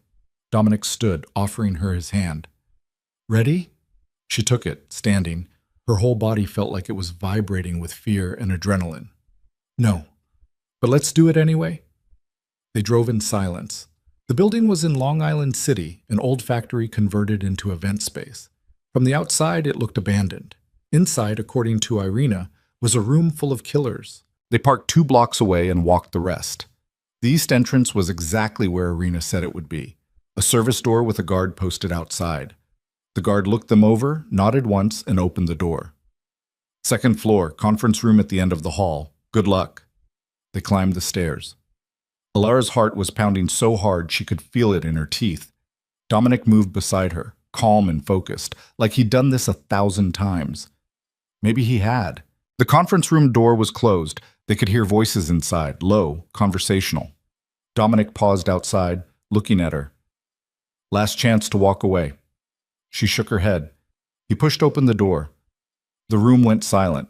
20 men, maybe more, all turning to look at them. And at the head of the table, Viktor Kozlov, frozen mid-sentence, his face cycling through surprise, fury, and finally cold calculation. Dominic Vance, he said slowly. I was told you were dead. You were told wrong. Dominic walked into the room like he owned it, Alara at his side. We need to talk. Viktor recovered quickly, leaning back in his chair with a smile. I have nothing to say to a dead man. Then listen. Dominic's voice was steel. You took my warehouse, killed my men, tried to kill me. But I'm still standing, and I'm here to make you an offer. An offer? How generous, Victor's eyes slid to Alara. And you brought your pet. Touching. Alara felt Dominic tense beside her. She stayed quiet, playing the role. The offer is simple, Dominic continued. You walk away. Give me back what you took, and I let you live. The room erupted in laughter. Victor let it go on for a few seconds, then raised his hand for silence. You're in no position to make demands, old man. Look around. You're outnumbered, outgunned, out of time. He stood. The city belongs to me now. Your empire is ash. And your precious Alara? He smiled. She's insurance, in case you decided to be stubborn. 2 men moved toward her. Dominic's hand went to his gun, but Victor was faster, pulling his own weapon and aiming it at Dominic's chest. Don't, Victor said pleasantly. Let them take her, or I put a bullet in you right now and she watches you die before I kill her too. Dominic's eyes met Alara's. She saw the calculation there, the terrible math of who lived and who died. She made the choice for him. It's okay, she said quietly. Let them. Alara, trust me. The men grabbed her arms, pulling her away from Dominic. She didn't resist, played scared, helpless, exactly what they expected. Victor laughed. Smart girl, see, Dominic? Even she knows when the game is over. This isn't over, Dominic said. Yes, Victor replied. It really is. He raised the gun, and the lights went out. The room exploded into chaos. Shouts, gunfire, the sound of bodies hitting the floor. In the darkness, Alara felt the hands on her arms release. She dropped, rolling away, exactly like Dominic had taught her. Emergency lights kicked on, bathing everything in red. Half of Victor's men were on the floor, unconscious or worse. The other half were fighting, against what Alara couldn't tell, until she saw them. Dominic's people. Flooding in through doors that had been locked seconds ago, and at the front, directing them with cold efficiency. Irina Kozlov. Brother, she called out across the chaos, you should have listened when I told you to stop. Victor's face twisted with rage and betrayal. You bitch! He turned his gun toward her, but Dominic was faster. A single shot, clean and precise, hit Victor in the shoulder. He went down hard, the gun clattering away. The room went still. Victor's remaining men looked at each other, at Irina, at Dominic. Slowly they lowered their weapons. Dominic walked across the room to where Victor lay bleeding, staring up at him with hate-filled eyes. You were right, Dominic said quietly. The game is over. He raised his gun. Wait, Alara said. Everyone turned to look at her. She stood, brushing herself off, and walked over to where Victor lay. You said I was insurance, she told him. You threatened me, tried to use me to hurt him. She looked at Dominic. This one's mine. Dominic studied her for a long moment, then handed her the gun. It was heavier than she expected. She pointed it at Victor, her hand shaking slightly. "Any last words?" she asked. Victor spat blood. "You don't have the stomach for it." She thought about Julian, about the years of being invisible, being used, being afraid, about every person who'd underestimated her because she was quiet and compliant and didn't fight back. She pulled the trigger. The sound was deafening. Victor jerked once, then went still. Alara lowered the gun, her ears ringing, her whole body numb. She'd just killed a man. Dominic took the gun gently from her hands. "Are you okay?" She looked at him, then at Victor's body, then at the room full of killers staring at her with something that looked like respect. "I don't know," she said honestly. "Ask me tomorrow." Irina stepped forward, surveying the damage. "Well, that's settled." She looked at Dominic. "We had a deal." "We did." Dominic holstered his gun. "The territories are yours. Do better with them than he did." "I intend to." Irina's eyes moved to Alara. "She's got spine. I like that." "She's off limits," Dominic said flatly. "Understood." Irina smiled. "Clean this up," she told her people, "and someone call the cleaners. We have a body." The room erupted into motion, people moving Victor's body, collecting weapons, wiping down surfaces. Professional, efficient, like they'd done this before. Dominic touched Alara's arm. "We should go." She nodded, letting him guide her out of the room, down the stairs, out into the cold night air. They walked to the car in silence. Once inside, door closed, safe, Alara started shaking. Not fear, not regret, just the body's response to impossible stress finally releasing. Dominic pulled her against him, careful of his injuries, and held her while she fell apart. "I killed him," she whispered into his shoulder. "I know. I didn't even hesitate. I know. Does that make me a monster?" "It makes you a survivor." He pulled back to look at her. "Victor would have killed you, killed me, killed anyone he thought stood in his way. You ended it. That's not murder, that's self-defense. It doesn't feel like self-defense. It will, eventually, or it won't. But either way, you did what needed doing." His voice was gentle. "How you process that is up to you." She thought about it. About Victor's face when he realized she was actually going to pull the trigger. About the weight of the gun. About the fact that a man was dead and she was the reason. "I don't regret it," she said finally. "Good. Regret is a luxury we can't afford." He drove them back to the safe house apartment. Marcus was waiting, along with two people Alara didn't recognize, a woman with medical supplies and a man with a laptop. "Status?" Dominic asked. "Victor's death is being called an internal dispute.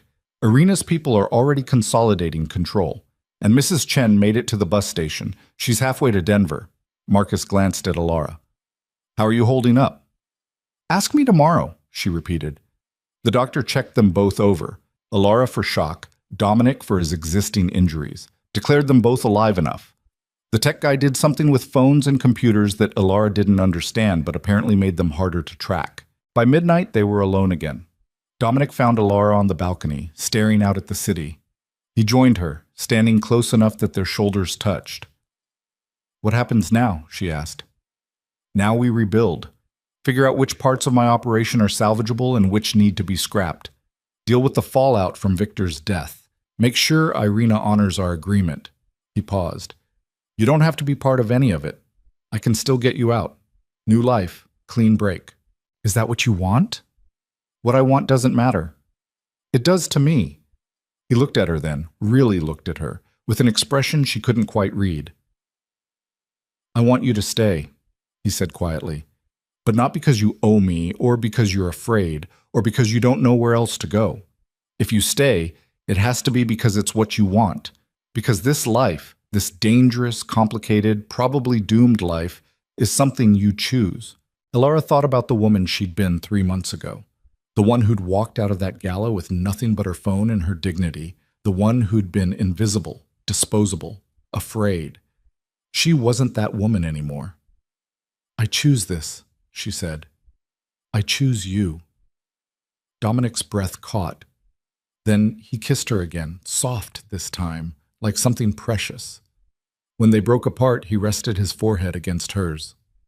Then welcome to the family, he whispered. And despite everything, the violence, the death, the impossibility of it all, Ilara smiled. She'd walked away from one life and straight into another. This one was darker, more dangerous, built on foundations that would probably collapse eventually. But it was hers, and for the first time in her life, that was enough. The first 72 hours after Victor's death were deceptively quiet. Ilara spent them learning how to live with what she'd done. The weight of the gun in her hand, the recoil traveling up her arm, Victor's eyes going empty. She'd replay it in fragments, waking up at 3 a.m. with her heart racing, seeing his face in every shadow, tasting copper even though she hadn't been the one bleeding. Dominic didn't push, didn't offer platitudes or tell her it would get easier. He just existed beside her, solid and present, while she figured out how to breathe around the guilt that wasn't quite guilt, but wasn't quite anything else either. On the 4th day, Marcus arrived at the safe house with a folder thick enough to be a weapon. "We have a problem," he said without preamble. Dominic was at the table eating breakfast like a normal person instead of someone who'd been shot and blown up less than a week ago. He gestured for Marcus to sit. "How bad?" "Bad." Marcus dropped the folder. Victor's death created a vacuum. Irina's trying to consolidate, but she's got pushback from the old guard. Victor loyalists who think she orchestrated a coup. They're not wrong, but they're also not backing down. That's her problem. It becomes ours when they start making noise about Dominic Vance being behind it, about how you manipulated Irina to kill her own brother, about how you're trying to absorb the Koslov territories through her. Marcus flipped open the folder. 3 warehouses hit in the past 48 hours. Not ours directly, but operations we have interests in. They're sending a message. Ilara listened from the kitchen, pouring coffee she didn't want. What kind of message? That the war isn't over. Marcus pulled out photos, buildings on fire, bodies covered with sheets, police tape everywhere. They want blood for Victor, and they don't care whose. Dominic studied the photos with clinical detachment. Who's leading them? Alexei Petrov, Victor's second. He was out of the country when Victor died, came back to find his boss dead and his organization fractured. Word is he's gathering support, promising to finish what Victor started. Kill me. And anyone standing with you, which includes Irina now. Marcus tapped one of the photos. This warehouse? That was one of hers. Message received. Dominic leaned back, thinking. Ilara watched the calculations happening behind his eyes. Threat assessment, resource allocation, acceptable losses, the mathematics of violence. Set up a meeting, he said finally. Neutral ground, me and Alexei. Let's see if we can talk this down before it gets worse. You think he'll negotiate? No, but I want him to refuse on record. Makes what comes next easier to justify. Marcus nodded and left. The apartment fell quiet again. Ilara brought her coffee to the table, sitting across from Dominic. You're going to kill him. If he doesn't kill me first, he said it matter-of-factly. Alexei's old school, believes in blood feuds and loyalty to the grave. He won't stop until one of us is dead. Then why bother with the meeting? Because the people watching need to see me try, need to know I offered peace and he rejected it. Otherwise, I'm just another tyrant consolidating power. He looked at her.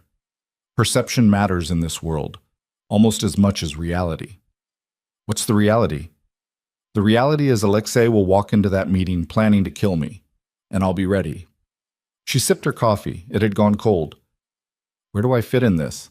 You don't. You stay here, doors locked, Marcus posted outside. We've had this conversation before. And you're still alive because you listened. His voice sharpened. This isn't negotiable, Ilara. Victor was containable. Alexei is a fanatic. If he gets his hands on you, he'll what? Kill me? Use me as leverage? I've heard the threats before. She set down her cup. I'm not hiding anymore.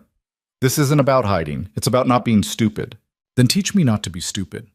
Give me a gun. Show me how to use it properly. Let me protect myself instead of depending on you or Marcus or whoever else you've got on payroll. Dominic's jaw clenched. You killed one man in a controlled environment with backup 30 feet away. That doesn't make you a soldier. I never said it did, but it makes me someone who can pull a trigger when it matters. She leaned forward. You told me this was my choice, that if I stayed, it was because I wanted this life. You don't get to take that back the second it gets inconvenient. They stared at each other across the table, neither backing down. Finally, Dominic stood. Fine, but you do exactly what I say, when I say it, and if I tell you to run, you run. Deal? Deal. He walked to the closet and came back with a lockbox. Inside were 3 handguns, all different sizes. He pulled out the smallest, compact, matte black, designed for concealment. Glock 43, 9mm, 6 rounds plus 1 in the chamber. He field stripped it with practiced efficiency, showing her each component. Simple, reliable, hard to fuck up. If you're going to carry, this is what you carry. For the next 2 hours, he taught her how to load, how to aim, how to breathe through the recoil. They couldn't fire it in the apartment, so he used dry fire drills, safety on, pulling the trigger on an empty chamber, building muscle memory. Don't close one eye, he corrected when she squinted. Keep both open. Peripheral vision might save your life. She adjusted, trying again. Finger off the trigger until you're ready to shoot. Every accidental discharge happens because someone got lazy. She nodded, repositioned her grip. And most importantly, if you pull this weapon, you use it. No warnings, no hesitation. The second it's out, you're committed. Like Victor. Exactly like Victor. By the end, her hands ached and her head was swimming with information, but she could field strip the Glock and reassemble it in under a minute. Could draw from the holster Dominic gave her without snagging. Could hit center mass on the target he'd taped to the wall 7 times out of 10. Not bad, he admitted. But target practice in an apartment is different from someone shooting back. I know. Do you? He took the gun from her, reloaded it with live rounds, handed it back. Because knowing intellectually and knowing in your bones are 2 different things. When someone points a weapon at you, your body will try to freeze or run. You have maybe 2 seconds to override that instinct and act. Most people can't. Then I guess I'll find out what kind of person I am. He studied her for a long moment. You already know. You just haven't accepted it yet. The meeting with Alexei was set for the following night. Neutral ground turned out to be a restaurant in Brighton Beach. Russian-owned, cash only, the kind of place where the waitstaff didn't speak English, and the kitchen probably laundered more than dishes. Dominic brought 4 people. Alara insisted on being one of them. The other 3 were men she didn't recognize but who moved like they'd seen combat. Marcus stayed behind, coordinating from the safe house in case everything went sideways. They arrived 30 minutes early. The restaurant was closed for a private event, theirs. The owner, a woman in her 70s with eyes like chips of granite, nodded at Dominic and disappeared into the kitchen. She owes me, Dominic explained when Alara looked at him questioningly. Her grandson got into trouble with some people. I made it go away. Does everyone in this city owe you something? Not everyone, just the ones who matter. They took a table in the back, positioned so Dominic could see both entrances. His people spread out, 2 at the front, 1 at the rear exit, creating a perimeter. Alara sat beside Dominic, the Glock 43 heavy against her ribs in its holster. At 8 o'clock exactly, Alexei arrived. He was younger than Alara expected, mid-40s, athletic build, with a face that would have been handsome if not for the scar running from his temple to his jaw. He brought 6 men, all of them armed, none of them trying to hide it. The 2 groups eyed each other across the restaurant. Dominic stood. Alexei. Dominic. Alexei's English was accented but clear. You look well for a dead man. I've always been hard to kill. You want to sit, or are we doing this standing? Alexei gestured, and his men fanned out, mirroring Dominic's people's positions. Then he walked to the table and sat. Up close, Alara could see the barely controlled fury in his eyes. You have balls. I'll give you that, Alexei said. Calling me here after what you did? What I did was survive your boss trying to kill me. Repeatedly. Dominic's voice was level. Victor made his play. He lost. That's not murder. That's business. Business. Alexei spat the word. You used his own sister to betray him. You manipulated her, turned her against family. That's not business. That's cowardice. Irina made her own choice. I just gave her an alternative to dying alongside Victor. She's a traitor. And when I'm done with you, she's next. Dominic's expression didn't change. Is that a threat? It's a promise. Alexei leaned forward. Victor was like a brother to me. Taught me everything, gave me purpose. and you took him from me. So yes, I'm going to kill you. Not today, maybe not tomorrow, but soon. And you'll see it coming. I appreciate the warning. I want you to know, want you to feel what Victor felt in his last moments, the fear, the betrayal. Alexei's eyes slid to Alara. And I want you to watch everyone you care about die first. The temperature in the room dropped 10 degrees. Dominic's hand moved to his gun. Touch her, and you won't live long enough to regret it. Is that concern I hear? How sweet. Alexei smiled, ugly and mean. Victor told me about her, the widow who fell into your bed. Convenient timing, no? Your son dies and suddenly you have a replacement. Alara's hand went to her own gun before she could think. Alexei noticed, his smile widening. Oh, she's armed. Even better. Tell me, little widow, do you sleep with him because you want to or because you're afraid of what happens if you don't? Careful, Dominic said quietly. Dangerously. But Alara was done being careful. She stood, drawing the Glock in one smooth motion and pointed it at Alexei's face.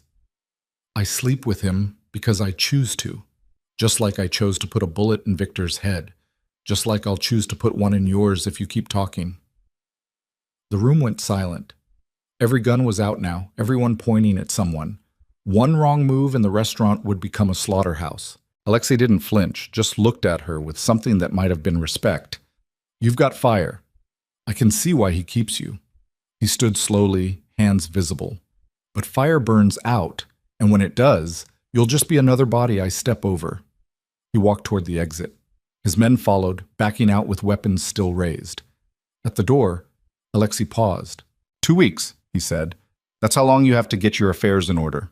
After that, I'm coming for everything you have. Your territory, your money, your people. His eyes found Alara. And her. Then he was gone. Alara's hands were shaking. She lowered the gun, her heart trying to beat its way out of her chest. Dominic touched her arm. You did good. I almost started a firefight. You stood your ground. That's what matters. He holstered his own weapon. But he meant every word. 2 weeks, and then this goes hot. They left the restaurant and drove back in silence. Alara stared out the window, watching the city blur past. 2 weeks. 14 days to prepare for war. It felt both too long and not long enough. Back at the safe house, Marcus was waiting with more bad news. Mrs. Chen's daughter. They found her body in a dumpster in Queens, shot twice in the head. Dominic went very still. When? Medical examiner thinks 3, maybe 4 days ago. Right around the time Mrs. Chen ran. Marcus looked sick. Victor killed her before you even got to him. Mrs. Chen betrayed you for nothing. Does she know? Not yet. You want me to tell her? Dominic was quiet for a long time. Then, no, I'll do it. He made the call from the bedroom. Alara couldn't hear the words, but she heard the tone, gentle, regretful, the sound of a man delivering the worst news imaginable. When he emerged 20 minutes later, his eyes were red. She's gone, he said, hung up and turned off her phone. I think she's going to do something stupid. Like what? Like come back here and try to kill Alexei herself. Grief makes people reckless. Alara thought about that, about Mrs. Chen, who'd spent 17 years loyal to Dominic, who'd betrayed him to save her daughter, who'd lost everything anyway. What was left after that kind of devastation except revenge? Can you stop her? She asked. I can try. But if she's determined... He didn't finish. Didn't need to. The next 48 hours were chaos. 3 more of Dominic's operations got hit. Nothing catastrophic, but enough to bleed resources and manpower. Irina was fighting her own battles, trying to keep the Kozlov Empire from fracturing completely. And somewhere out there, Mrs. Chen was either grieving or plotting or both. Dominic barely slept. He was on the phone constantly, shoring up alliances, calling in favors, moving assets. Alara watched him work with something like awe. This was what he did. What he'd been doing for decades, managing violence like a commodity.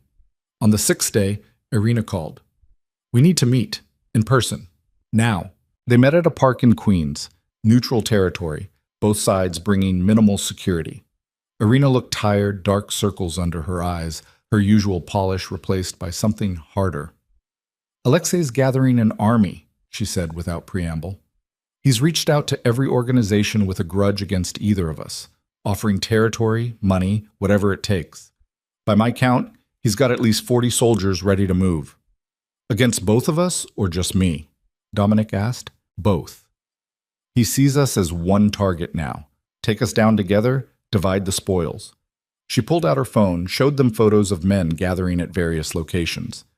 He's planning something big, coordinated, designed to cripple us both in one night. When? I don't know. Soon. Maybe days. Irina looked at Alara. You should leave the city. This is going to get ugly. She stays, Dominic said before Alara could respond. Don't be stupid. She's a liability. She's also the only person Alexei wants more than our heads. We can use that. Alara's stomach sank. Use how? Dominic turned to her, his expression unreadable. Bait. Again.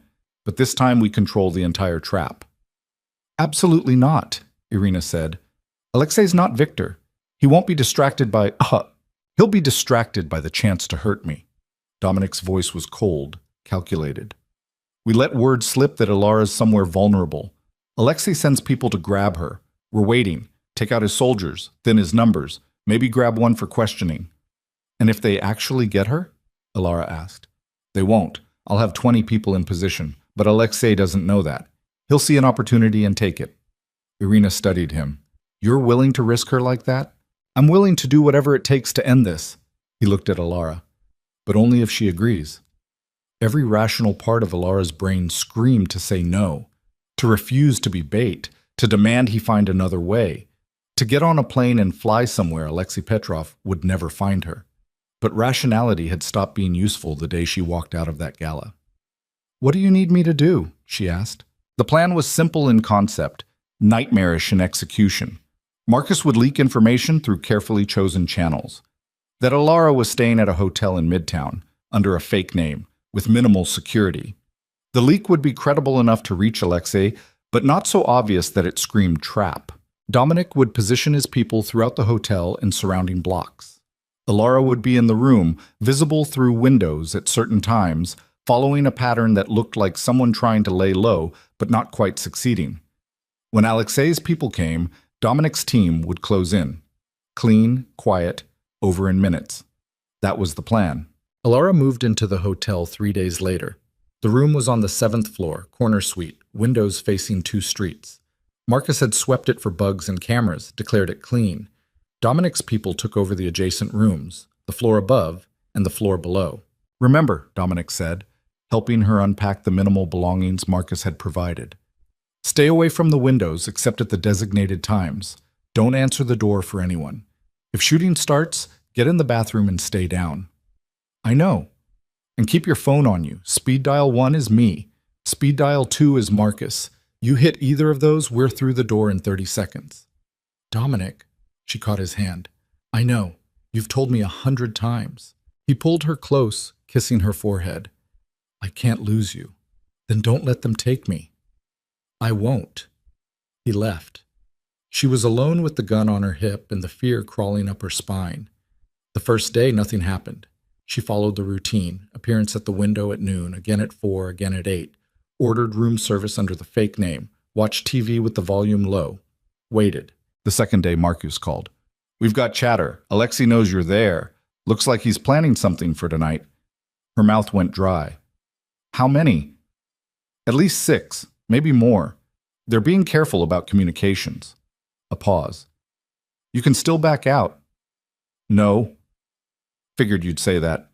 Dominic wants to talk to you. The line switched. Dominic's voice came through, steady and calm. You okay? Terrified. But okay. Good. Fear keeps you sharp. Listen, if they get past us somehow, if something goes wrong, it won't. But if it does, you fight. You use that gun I gave you and you fight like hell. Don't let them take you alive. You understand? She understood. Alive meant leverage, meant Dominic making concessions to save her, meant Alexei had won. I understand. I love you. He said it quietly, like the words were being pulled out of him. I should have said it before. I love you. Her throat tightened. I love you too. Then stay alive, please. The line went dead. Alara sat on the edge of the bed, gun in her hands, and waited for the world to end. It came at 11:30. The lights in the hallway went out first. She could see the darkness creeping under her door. Then the TV died, along with the bedside lamp. The whole floor, maybe the whole building, suddenly dark. Her phone buzzed. Text from Dominic. "They're here. Stay down. I'm coming." She moved to the bathroom like he'd instructed, locking the door, getting into the tub. The porcelain walls would stop most rounds. Probably. The gun was in her hand, safety off, finger on the frame. She heard the room door explode inward. Footsteps, multiple people, speaking Russian in harsh whispers. They were searching, fast and methodical. The bathroom door handle turned, locked. Someone kicked it. The door shuddered but held. Another kick. The frame cracked. Alara raised the gun, aiming at where the door would be, breathing like Dominic taught her. Slow and steady. In through the nose, out through the mouth. The door burst open. A man filled the frame, weapon raised. She fired twice. He went down. Another man pushing past the first. She fired, missed, fired again, hit him in the shoulder. He stumbled back, cursing. Return fire. The bathroom wall above her head exploded in tile fragments. She ducked lower, squeezing off 2 more rounds blind. Then Dominic's voice roaring from somewhere close. "Down!"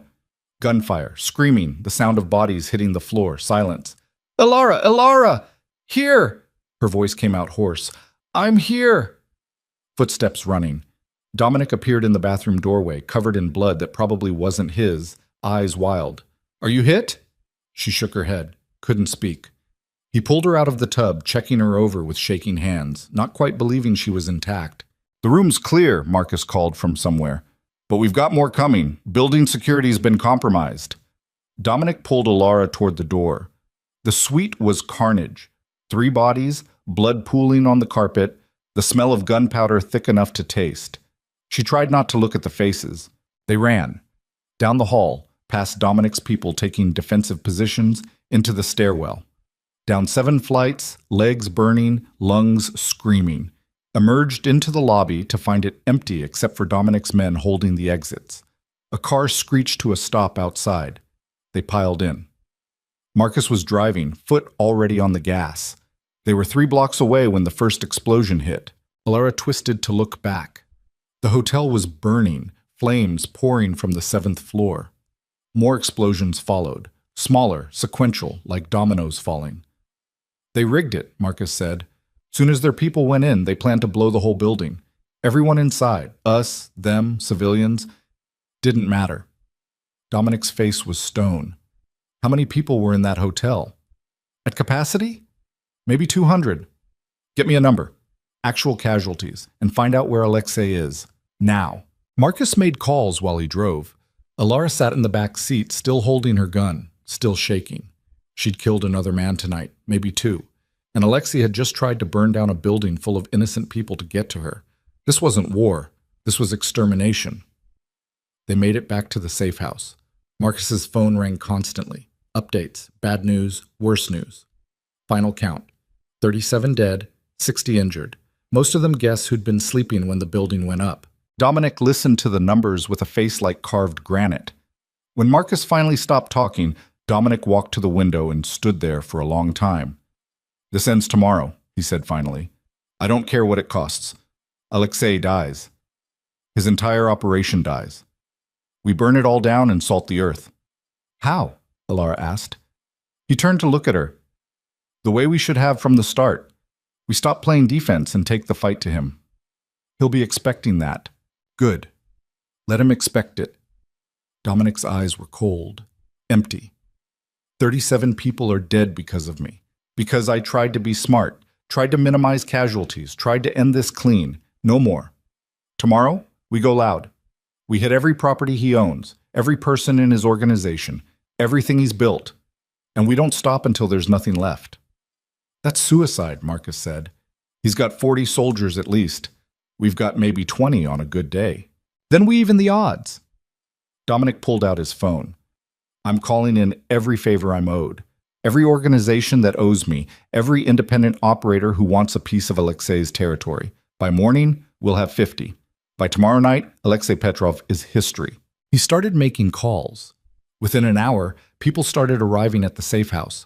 Hard-looking men and women who moved like predators, who spoke in the abbreviated language of professionals. They brought weapons, intelligence, and an eagerness for violence that made Alara's skin crawl. By 3 in the morning, Dominic had his army. By 4, they had a plan. By 5, Alara understood exactly how much blood was about to be spilled. She found Dominic on the balcony staring at the pre-dawn sky. She joined him, wrapping her arms around herself against the cold. "This is going to be bad," she said. "Yes. People are going to die. Maybe us. Probably us." He looked at her. Last chance to walk away. She thought about it. Really thought about it. The smart move was to run. Disappear while Dominic fought his war. Surface somewhere safe when the dust settled. Live. But living wasn't the same as being alive. "I'm not walking away," she said. "Even if it kills you?" "Even then." She moved closer, taking his hand. "You asked me once what kind of person I was. I didn't know. Now I do. I'm the kind who stays, who fights, who burns with you if that's what it takes." Dominic pulled her against him, holding her so tight it hurt. "I don't deserve you." "Probably not, but you're stuck with me anyway." They stood there as the sun came up, knowing it might be the last sunrise they ever saw. At 7, Dominic gathered everyone in the living room, 53 people in total, armed to the teeth, ready to fight. "Alexei Petrov killed 37 innocent people last night," Dominic said, his voice carrying to every corner. "He did it to get to me, to send a message. Well, here's my message back. No one kills civilians in my city and lives. No one threatens my people and walks away. And no one," his eyes swept the room, "burns down a hotel full of families and gets to see tomorrow." A murmur of agreement rippled through the crowd. "We hit him everywhere at once, his warehouses, his fronts, his safe houses. We take his money, his weapons, his soldiers, and at noon exactly, we hit his headquarters. We go in hard, we go in fast, and we don't stop until he's dead." "What about police?" someone called out. "I've got that handled. We'll have a 90-minute window before they can respond with force. After that, you're on your own." "And if we don't make it out?" Dominic's expression didn't change. "Then you don't make it out. But Alexei goes down with you." It was brutal. Honest. The kind of leadership that didn't promise safety, just purpose. Everyone nodded. They spent the next 4 hours arming up, going over maps, synchronizing watches. Alara stayed close to Dominic, watching him transform from the man who'd held her at dawn into something colder, harder. A weapon pointed at Alexei Petrov's heart. At 11:30, they moved out. The city was bright and busy, oblivious to the violence about to erupt. They split into teams, some heading to the warehouses, others to the safe houses. Dominic's core group heading straight to Alexei's headquarters. A building in Brighton Beach, 3 stories, reinforced doors, guards on every entrance.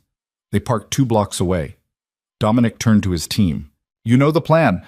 Marcus takes the back, I take the front. We push in from both sides, meet in the middle. Anyone shoots at you, shoot back. Questions?" No one had questions. They moved through the streets like ghosts, weapons concealed, faces calm. Just another group of people going about their day. Until they reached the building. Then everything went to hell. Dominic kicked in the front door and the shooting started immediately. Alara stayed behind him, her gun out, her heart hammering. The entry hall was chaos. Dominic's people pouring in, Alexei's guards returning fire, bullets punching through walls and flesh indiscriminately. Someone grabbed her arm. She spun, firing without thinking. The man dropped. She kept moving, following Dominic deeper into the building. They fought room by room, floor by floor. Every door held another enemy. Every corner another threat. Alara lost track of how many times she pulled the trigger, how many bodies hit the ground. She just kept moving, kept shooting, kept surviving. They reached the 2nd floor. The 3rd. Alexei's office was at the end of the hall. Double doors, probably reinforced. Dominic didn't slow down, just walked up and kicked them open. Alexei was inside, sitting behind his desk like he'd been waiting. He had a gun pointed at the door, at Dominic's chest. "Took you long enough," Alexei said. "Traffic was hell." Dominic raised his own weapon. They stood 10 feet apart, both armed, both ready. Alara moved to Dominic's side, her gun also pointed at Alexei. 2 on 1, Alexei noted. Hardly fair. You burned down a hotel, Dominic said. Fair went out the window. Collateral damage. This is war. No. This is murder. And it ends now. For a long moment, nobody moved. Then Alexei smiled.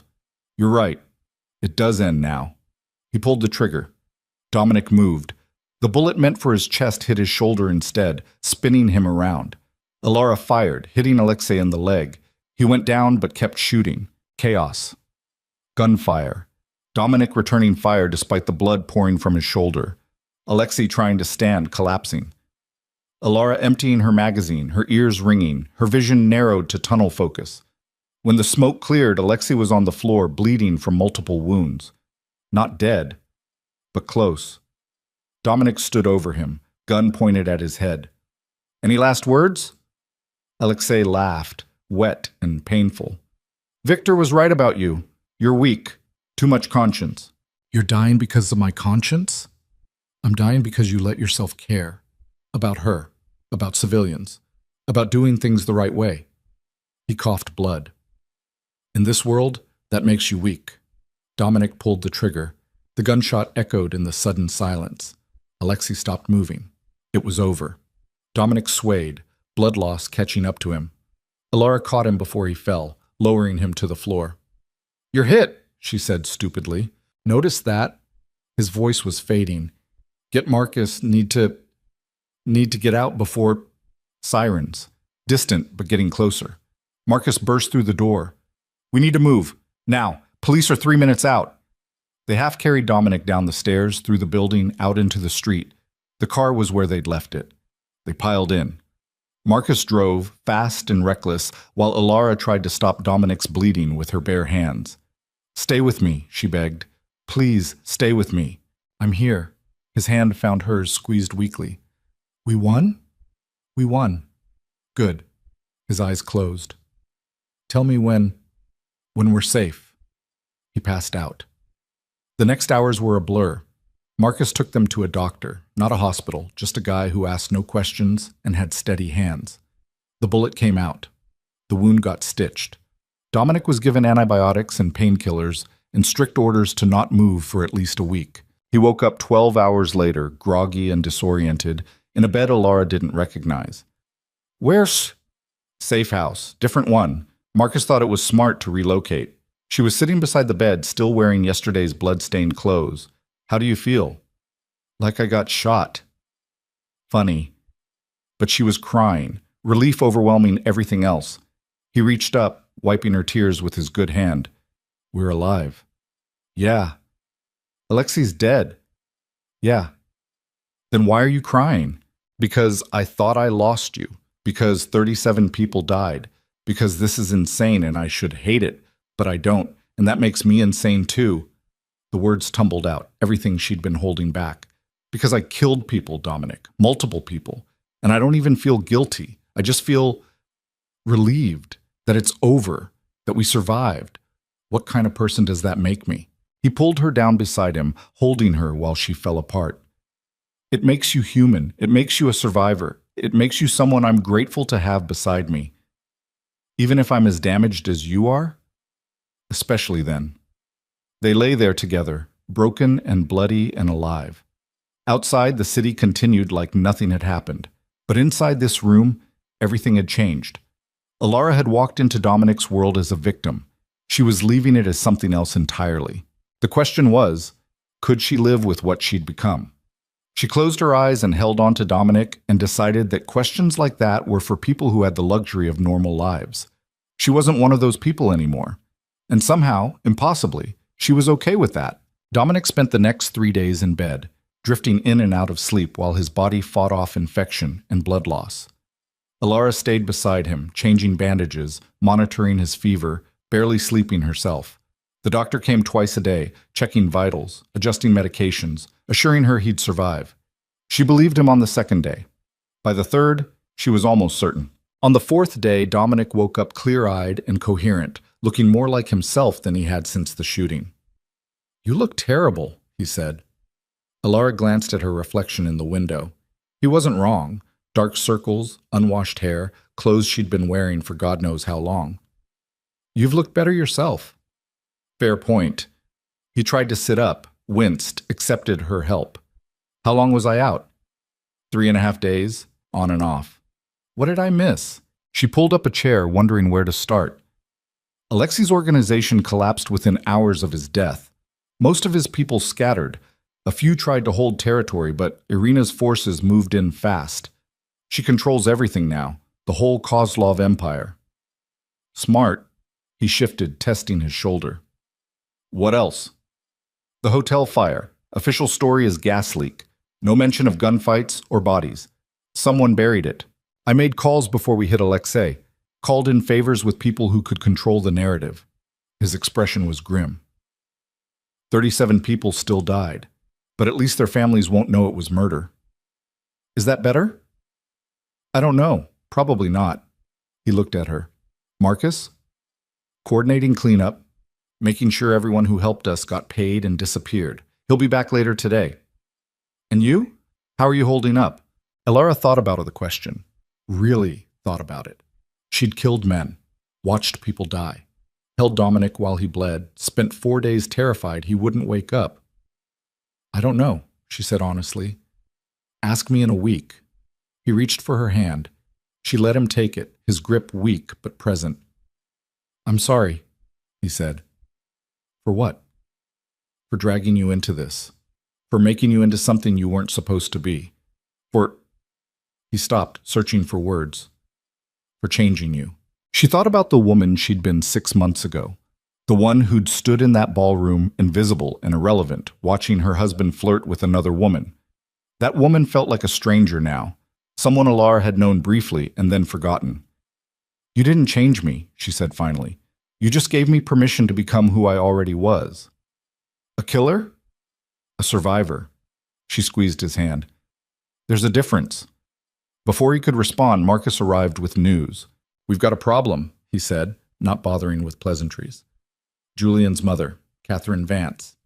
She's been making noise about Dominic's involvement in Julian's death, hired a private investigator, started asking uncomfortable questions. Dominic's expression went cold. How much does she know?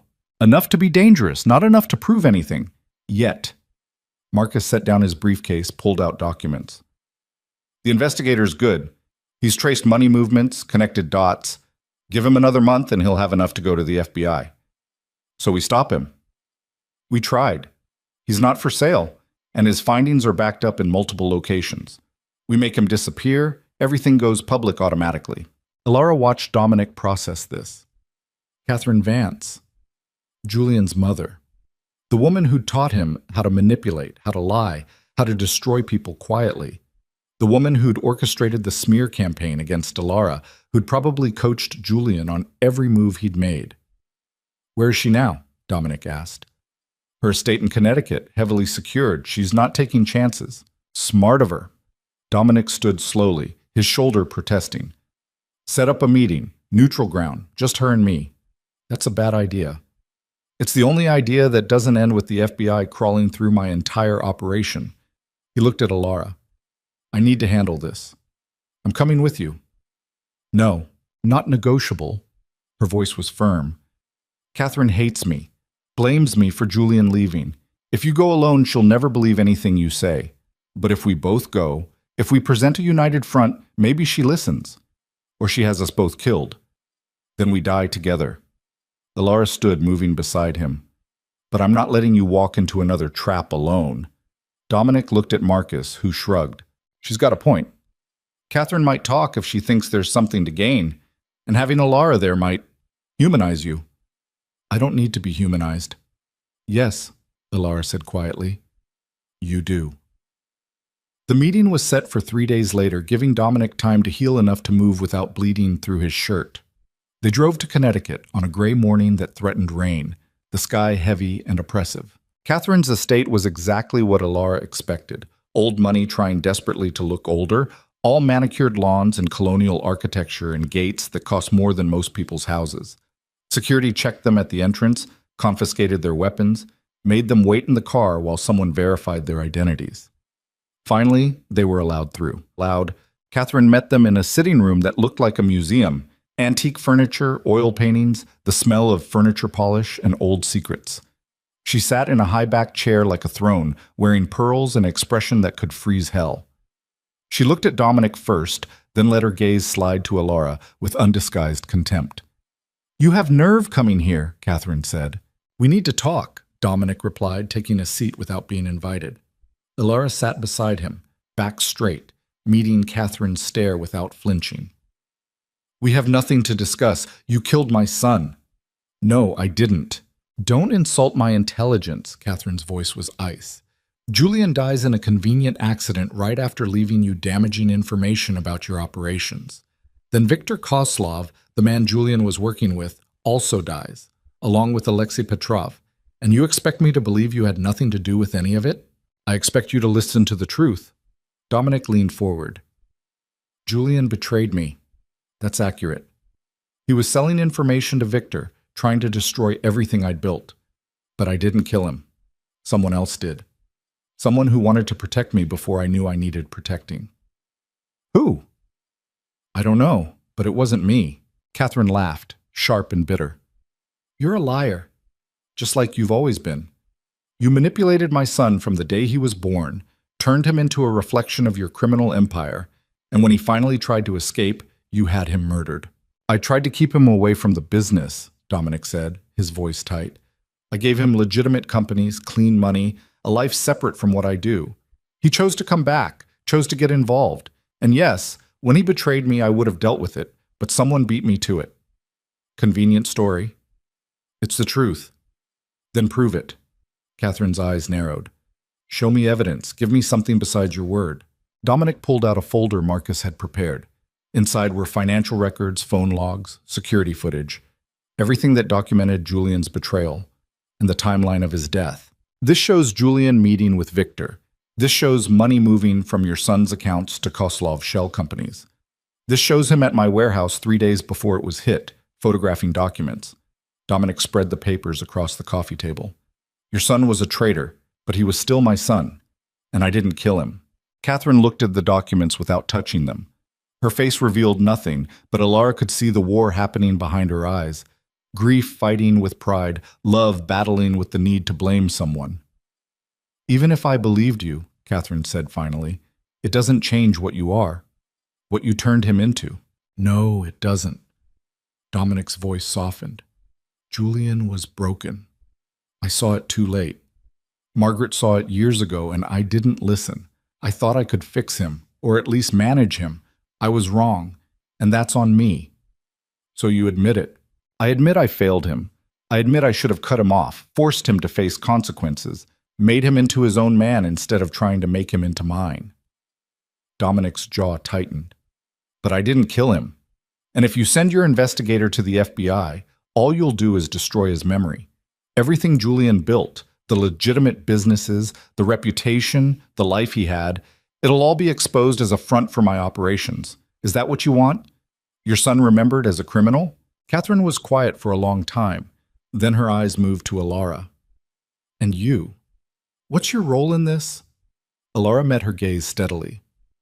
"I was married to Julian for 5 years. He was cruel, unfaithful, and controlling. When I finally left him, Dominic took me in, protected me.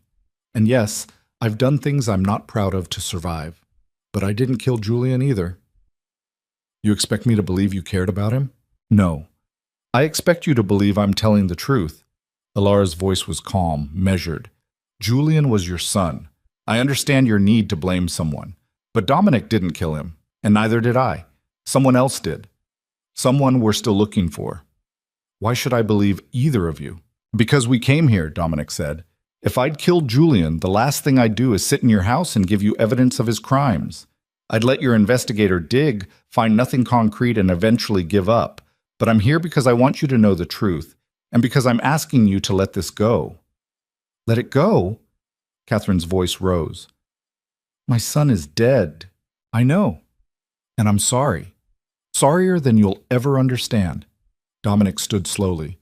"But bringing me down won't bring him back. It'll just destroy whatever good Julian managed to build in his life. Is that really what you want? Catherine stared at him for a long moment. Then she stood, walking to the window, her back to them. Get out, she said quietly. Catherine, get out! She didn't turn around. I need to think. I'll call off the investigator for now. But if I find out you lied to me, if I discover you had any part in Julian's death, I will destroy you. Do you understand? Yes. Then leave, before I change my mind. They left, got in this car, drove back toward the city in silence. Elara watched the landscape change, suburbs to urban sprawl to the familiar chaos of Manhattan.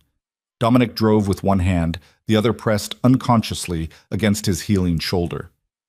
Do you think she'll keep her word? Elara asked finally. I don't know. Catherine's unpredictable. She might let it go. She might spend the rest of her life trying to bury me. He glanced at her. Either way, we did what we could. It wasn't enough. It never is. They made it back to the safe house around sunset. Marcus was waiting with Chinese food and a bottle of expensive scotch. How'd it go? He asked. She didn't kill us, so better than expected.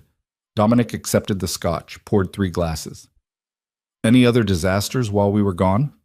Irina called. She's consolidating power. Wants to meet next week to discuss territory divisions. Of course she does. Dominic drank, grimaced. What else? Mrs. Chen surfaced. She's in California. Sent a message through back channels. She says she's sorry, and she understands if you can't forgive her. Dominic was quiet for a long time. Tell her I understand why she did it, and that I'm sorry about her daughter. You want me to send money? No, she wouldn't take it. Just send the message. Marcus nodded and left them alone. Elara and Dominic sat in silence, eating food that tasted like cardboard, drinking scotch that burned all the way down. What happens now? Elara asked. Now? Dominic set down his glass. Now we figure out how to live with what we've done. And how do we do that? Carefully, one day at a time, trying not to think too hard about the body count. She thought about Victor, about the men in the hotel, about Alexei bleeding out on his office floor, about all the violence she'd witnessed and participated in. I should feel worse than I do, she said. Probably. But guilt is relative. We did what we had to do to survive. Whether that makes us heroes or monsters depends on who's telling the story. Which are we? He looked at her, his gray eyes tired and ancient. Both. Neither. Does it matter? I think it should. Then you're still more human than I am. He stood, wincing. I'm going to sleep. You should too. But sleep didn't come easily. Elara lay in bed, staring at the ceiling, her mind cycling through everything that had happened. 6 months ago, she'd been Mrs. Julian Vance, living in a gilded cage, invisible and irrelevant. Now she was, what? A killer? A survivor? Dominic's partner in whatever this was? She didn't have answers. Wasn't sure she wanted them. Around 3 in the morning, she gave up on sleep and went to the kitchen. Found Dominic already there, drinking coffee and reading something on his tablet. Can't sleep either? She asked. Haven't really tried. He poured her a cup. What are you thinking about? Everything. Nothing. What comes next? Smart question. He set down the tablet. I've been thinking about that too. This life, the violence, the constant threat, the weight of it all. It's not sustainable. Eventually something gives. Someone gets lucky, or you get slow, and it ends badly. So what do? You get out. Before that happens. He looked at her. I'm 63 years old. I've been doing this for 40 years. I'm tired, Elara. Tired of the violence, tired of watching people die, tired of becoming something Margaret wouldn't recognize. So quit. It's not that simple. You don't just walk away from this world. It follows you, finds you, finishes what it started. Then what? Then you make it so they can't find you. You transfer everything to someone else, burn the bridges, and disappear so completely that you might as well be dead. He paused. I've been building that exit for years. Moving money into untraceable accounts, creating identities, establishing lives in places no one would think to look. It's ready, has been for a while. I just never had a reason to use it. And now? Now I do. He reached across the table, taking her hand. Come with me. The offer hung in the air between them. Alara's brain stuttered, trying to process what he was asking. What? Leave this behind.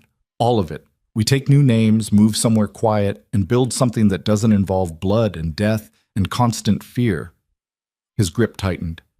I know it's a lot to ask. I know you didn't sign up for any of this, but I'm asking anyway. Come with me. She should say no. Should tell him she needed time, needed space, needed to figure out who she was without the constant threat of violence. But looking at him, at this man who'd saved her, protected her, changed her in ways she was still understanding, she realized she already knew her answer. Where would we go? Somewhere warm, somewhere they speak a different language and don't ask questions. I'm thinking South America, maybe Portugal. Somewhere we can disappear. And do what? Whatever we want. Read books, learn to cook, sit on a beach and watch sunsets, boring things, normal things. He smiled, and it looked almost hopeful. Things I haven't done since before you were born. What about your empire, everything you've built? Irina can have it, Marcus too. I'll transfer control, set them up to succeed, and walk away. He paused. The empire was never the point. It was survival, providing for family, making sure I had enough power that no one could touch the people I cared about. But now the people I cared about are mostly dead, and the one person I still care about is sitting across from me asking if she should come to Portugal. I didn't say Portugal. But you're considering it. She was. Against all logic, all reason, all sense of self-preservation. She was considering running away with a man twice her age who'd built an empire on violence and secrets. A man who'd blackmailed his own son, killed his enemies without hesitation, and turned her into someone who could pull a trigger without flinching. A man who'd also given her a home when she had nothing. Who'd protected her when everyone else wanted to use her. Who'd seen her at her worst and her most vulnerable and chosen to stay anyway. Yes, she said. I'm considering it. What would it take to make you say yes? She thought about it. Really thought about what she needed to walk away from this life and into whatever came next. Honesty, she said finally. Complete honesty. No more secrets, no more hidden agendas. If we do this, if we disappear together, I need to know everything. Who you really are, what you've really done, all the darkness you've been hiding, because I can't build something real on a foundation of lies. Dominic was quiet for a long moment. Then he nodded. Okay, ask me anything. Did you kill Julian? No. Do you know who did? I have suspicions, but no proof. Who do you suspect? He hesitated. Mrs. Chen. She was the only person who knew exactly where Julian would be that night, who had access to his car, who understood how to make it look like an accident. I think she did it to protect me, to eliminate the threat before I had to make a choice between my son and my survival. Alara's stomach turned. And you let her run. Told her to disappear. Because she's already lost everything. Her daughter, her job, her life here. Making her answer for Julian's death wouldn't bring him back. It would just add another body to the count. That's not justice. No, but justice is overrated when you're trying to survive. He met her eyes. Does that change your answer? She wanted to say yes, wanted to be outraged that he'd let Julian's killer walk free. But she thought about Mrs. Chen. 17 years of loyalty, one desperate choice to save her daughter, losing everything anyway. What would punishing her accomplish except more pain? No, Alara said quietly. It doesn't change my answer. What else do you want to know? Everything. Start at the beginning. So he did. For the next 3 hours, as the sun came up and the city woke around them, Dominic told her everything. His childhood in poverty. His first kill at 19 defending a friend in a bar fight gone wrong. His climb through the ranks of organizations that no longer existed. Meeting Margaret. Building the empire. Failing Julian. All the deaths. All the compromises. All the moments where he'd chosen power over principle. He told her about the people he'd killed personally. 14, not counting wars he'd fought in his 20s. He told her about the operations that had gone wrong. The innocents who'd died as collateral damage, the sleep he'd lost, and the nightmares he still had. He told her who he really was, stripped of pretense and protection. And it was ugly, brutal, the kind of truth that should have sent her running, But it was also human, complicated. The story of someone who'd been trying to survive in a world that rewarded violence and punished weakness. When he finished, the sun was fully up. Alara sat with it all, processing, trying to reconcile the man who'd just confessed to decades of crime with the man who'd held her while she cried. "Thank you," she said finally, "for telling me. Does it change anything?" Yes and no. I know who you are now, really know, and I'm choosing to stay anyway. She reached across the table. So yes, I'll come with you, to Portugal or wherever else. We'll disappear together. Something in Dominic's expression cracked. Relief, maybe, or disbelief that she'd said yes. You're sure? I've never been more sure of anything. He stood, came around the table, and kissed her.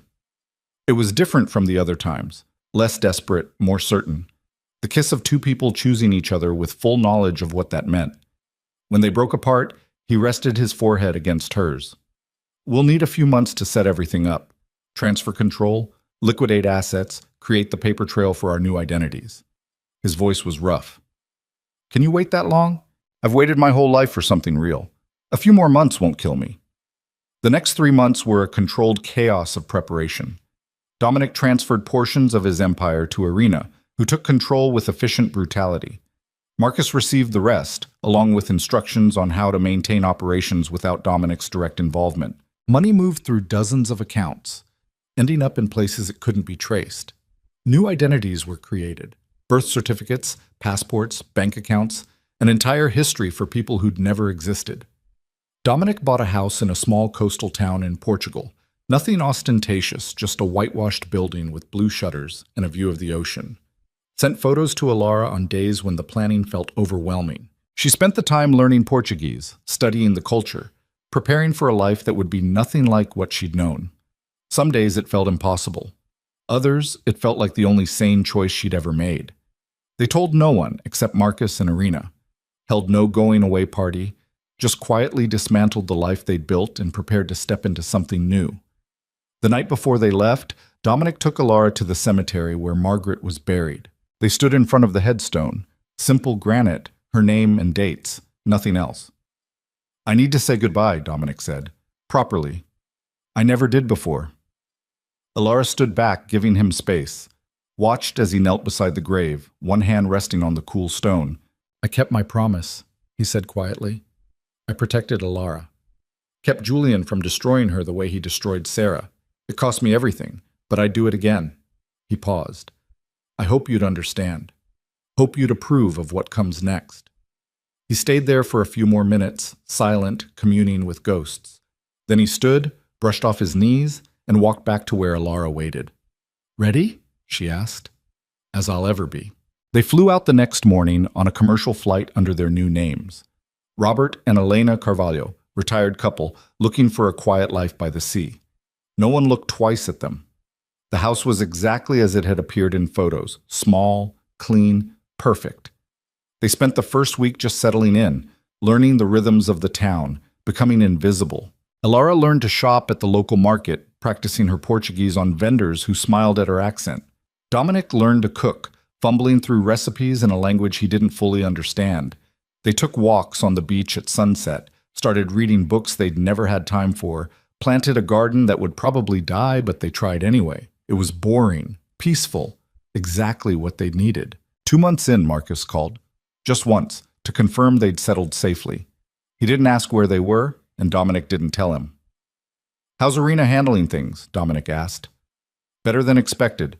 She's consolidating territory, making alliances, keeping the peace. You trained her well. I didn't train her at all. She figured it out herself. Even better. A pause. Are you happy? Dominic looked at Alara, who was reading on the porch, sunlight in her hair. Yeah, I think I am. You? Busy, rich, alive, that's enough. Marcus's voice softened. Take care of yourself, old man. You too. They never spoke again. 3 months became 6. 6 became a year. The seasons changed, and they changed with them. Softer, slower, less haunted by what they'd left behind.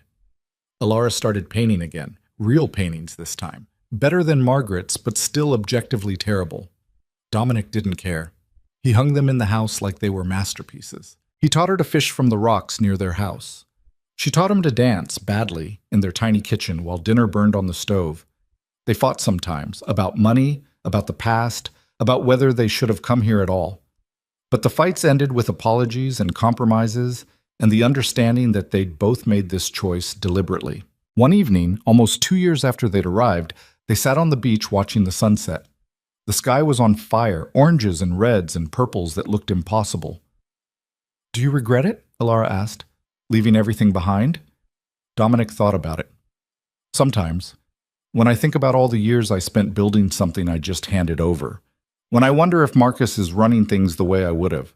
When I remember people I left behind without saying goodbye. But then I look at this." He gestured at the sunset, the ocean, the quiet. "And I remember why I left. The Empire was killing me. Slowly, but definitely. Every decision, every death, every compromise was taking a piece until there wouldn't be anything left worth saving." He looked at her. "You saved what was left." "I didn't save you. You saved yourself." "We saved each other." He took her hand. "I gave you a way out of Julian's world. You gave me a reason to leave mine, fair trade." She leaned against him, watching the sun sink into the ocean. "What do you think happens to us now?" "Now? We keep doing this, living quietly, being boring. Maybe I learned to cook something that doesn't taste like cardboard. Maybe you paint something that's actually good." "Big dreams." "The biggest." He kissed the top of her head. "I spent 40 years dreaming of power and control. Turns out what I really wanted was this. Someone to watch sunsets with." "You're getting sentimental in your old age." "I'm allowed. I'm retired." They sat there until the stars came out, neither of them speaking, just existing in the quiet. Behind them, the house waited, small and whitewashed, and nothing like the mansion in New York. Inside were books they'd read and dishes they'd cooked and lives they'd built from nothing. It wasn't perfect. Some nights Alara still woke up from nightmares about Victor's eyes going empty. Some nights Dominic still dreamed about Julian, about what he could have done differently, about all the ways he'd failed. But they had each other. And somehow, impossibly, that was enough. 5 years later, Alara stood in a gallery in Lisbon, watching people study her paintings. They were better now, still not masterpieces, but competent enough that a small gallery had agreed to show them. Dominic stood beside her, gray hair now fully white, lines deeper around his eyes, but healthier than she'd ever seen him. "Which one's your favorite?" she asked. He pointed to a painting near the back, a coastal scene, their house visible in the distance, the ocean stretching to infinity. "That one, because I was there when you painted it. Watched you work for 3 days straight, barely eating, completely absorbed. That's when I knew you'd finally let it all go." "Let what go?" "The woman you used to be, the life you left behind. All the violence and fear and survival instinct. You were just creating, being present. It was beautiful." She studied the painting with new eyes. He was right. She remembered painting it, remembered the feeling of calm that had settled over her, the sense that she was exactly where she was supposed to be. "I have something to tell you," she said. His expression changed, suddenly wary. "What?" "I'm pregnant." The words hung in the air between them. Dominic's face cycled through shock, disbelief, terror, and finally something that looked like joy. "Are you sure?" "Confirmed yesterday, about 8 weeks along." "I'm 68 years old. I'm aware. I'm going to be changing diapers in my 70s. Probably." He pulled her close, holding her like she might disappear if he let go. "How do you feel about it?" "Terrified, excited, completely unprepared." She leaned back to look at him. "How do you feel?" "The same, plus ancient." He laughed, the sound rough and genuine. "A baby. We're going to have a baby." "Are you okay with that?" "I'm more than okay. He searched for words. "I failed Julian. In every way that mattered, I failed him. But maybe this time, with you, in this life, I can do better." "We can do better," she corrected. "We can do better," he agreed. They left the gallery hand in hand, stepping out into Lisbon's evening light. The city hummed around them, tourists and locals, street musicians and vendors, the smell of grilled fish and wine and possibility. Somewhere in New York, Irina was running an empire. Marcus was managing operations. Catherine Vance was probably still looking for answers about her son's death that she'd never find. But here, in this city, in this life, Alara and Dominic were just two people trying to figure out how to be normal. They caught a train back to their town, arrived home as the sun was setting. Their daughter, they somehow both knew it would be a daughter, would be born in 7 months, would grow up speaking Portuguese, knowing nothing of the violence her parents had lived through, swimming in the ocean and painting terrible pictures and living a life so normal it would be revolutionary. That night, Alara and Dominic sat on their porch, watching the stars come out. The ocean whispered against the shore. The wind carried the smell of salt and jasmine. "I used to think I was broken," Alara said quietly. "That Julian had broken something fundamental in me and I'd never be whole again. And now? Now I think maybe I was never broken, just trapped, and you gave me a way out. We gave each other a way out." Dominic's hand found hers in the dark. "Everything I did, the violence, the empire, all of it, I thought it was about survival, about protecting what was mine.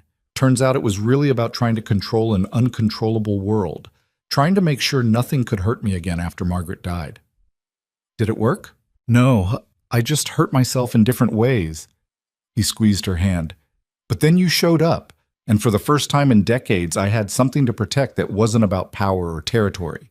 You were just you. And that was enough. I killed people for you, and I'd kill for you, have killed for you. Does that make us monsters?" Alara thought about it, about Victor and Alexei and all the bodies they'd left behind, about the hotel fire and the 37 people who'd died, about Julian bleeding out in his car because Mrs. Chen had decided Dominic's life was worth more than his. "I think it makes us human," she said finally, "flawed and damaged and trying our best with the cards we were dealt. We made choices, some of them were terrible, but we're still here, still trying. That has to count for something." "It counts for everything." Dominic pulled her closer. "We survived, and now we get to live. Really live. Not just exist in the spaces between violence. That's more than most people in our old world ever get." They sat in silence for a while, listening to the ocean, feeling the night settle around them. "What do you think she'll be like?" Alara asked eventually. "Our daughter? Strong, like her mother. Stubborn too, probably." He smiled. "Smart enough to never make the mistakes we made. Safe enough that she'll never understand why we're so protective. Normal in all the ways we never got to be." "That sounds perfect." "It does, doesn't it?" Alara closed her eyes, imagining it. A little girl with Dominic's gray eyes and her dark hair running on this beach, laughing at things that were actually funny, living a life unmarked by violence or fear or the weight of impossible choices. It was the best revenge she could imagine, raising someone so far removed from their past that she'd never even understand what they'd escaped. "I love you," she said. "I love you too." Dominic's voice was soft in the darkness. "More than I thought I was still capable of, more than I probably deserve." "You deserve it. We both do. After everything we've been through, we deserve this." "Do we?" There was doubt in his voice, real doubt. "Sometimes I wonder if this is just borrowed time, if one day the past catches up and destroys everything we've built. Then we fight, like we always have." Alara opened her eyes, looking at him. "But I don't think that's going to happen. I think we're free, really, finally free, and we get to spend the rest of our lives figuring out what that means." Dominic was quiet for a moment. Then he nodded, something settling in his expression. "Okay, I can live with that." They went inside as the night deepened, made dinner together, argued about whether the fish was overcooked, laughed at nothing in particular. Went to bed early, exhausted by the simple act of being happy. And somewhere in the darkness, in the space between sleeping and waking, Alara realized something fundamental had shifted. For 5 years she'd been waiting for the other shoe to drop, for someone from their old life to find them, for the violence to catch up. But it wasn't coming. The past was past. And what lay ahead was uncertain and terrifying and completely theirs to shape. She'd walked out of that Manhattan gala with nothing but her phone and her dignity. She'd lost both in the months that followed. Lost herself, too, in the violence and blood and impossible choices. But she'd found something better, something real. A partner who'd seen her at her worst and stayed, a life built on truth instead of lies. And now, impossibly, a future that looked nothing like the past. The last thing she thought before sleep claimed her was that she'd made the right choice. Not the easy one, not the safe one, but the right one. Everything else, the bodies, the guilt, the weight of what they'd done, would fade with time. But this was forever. And somehow, against all odds, Elara Vance, or Elena Carvalho, or whoever she was now, was finally, completely home.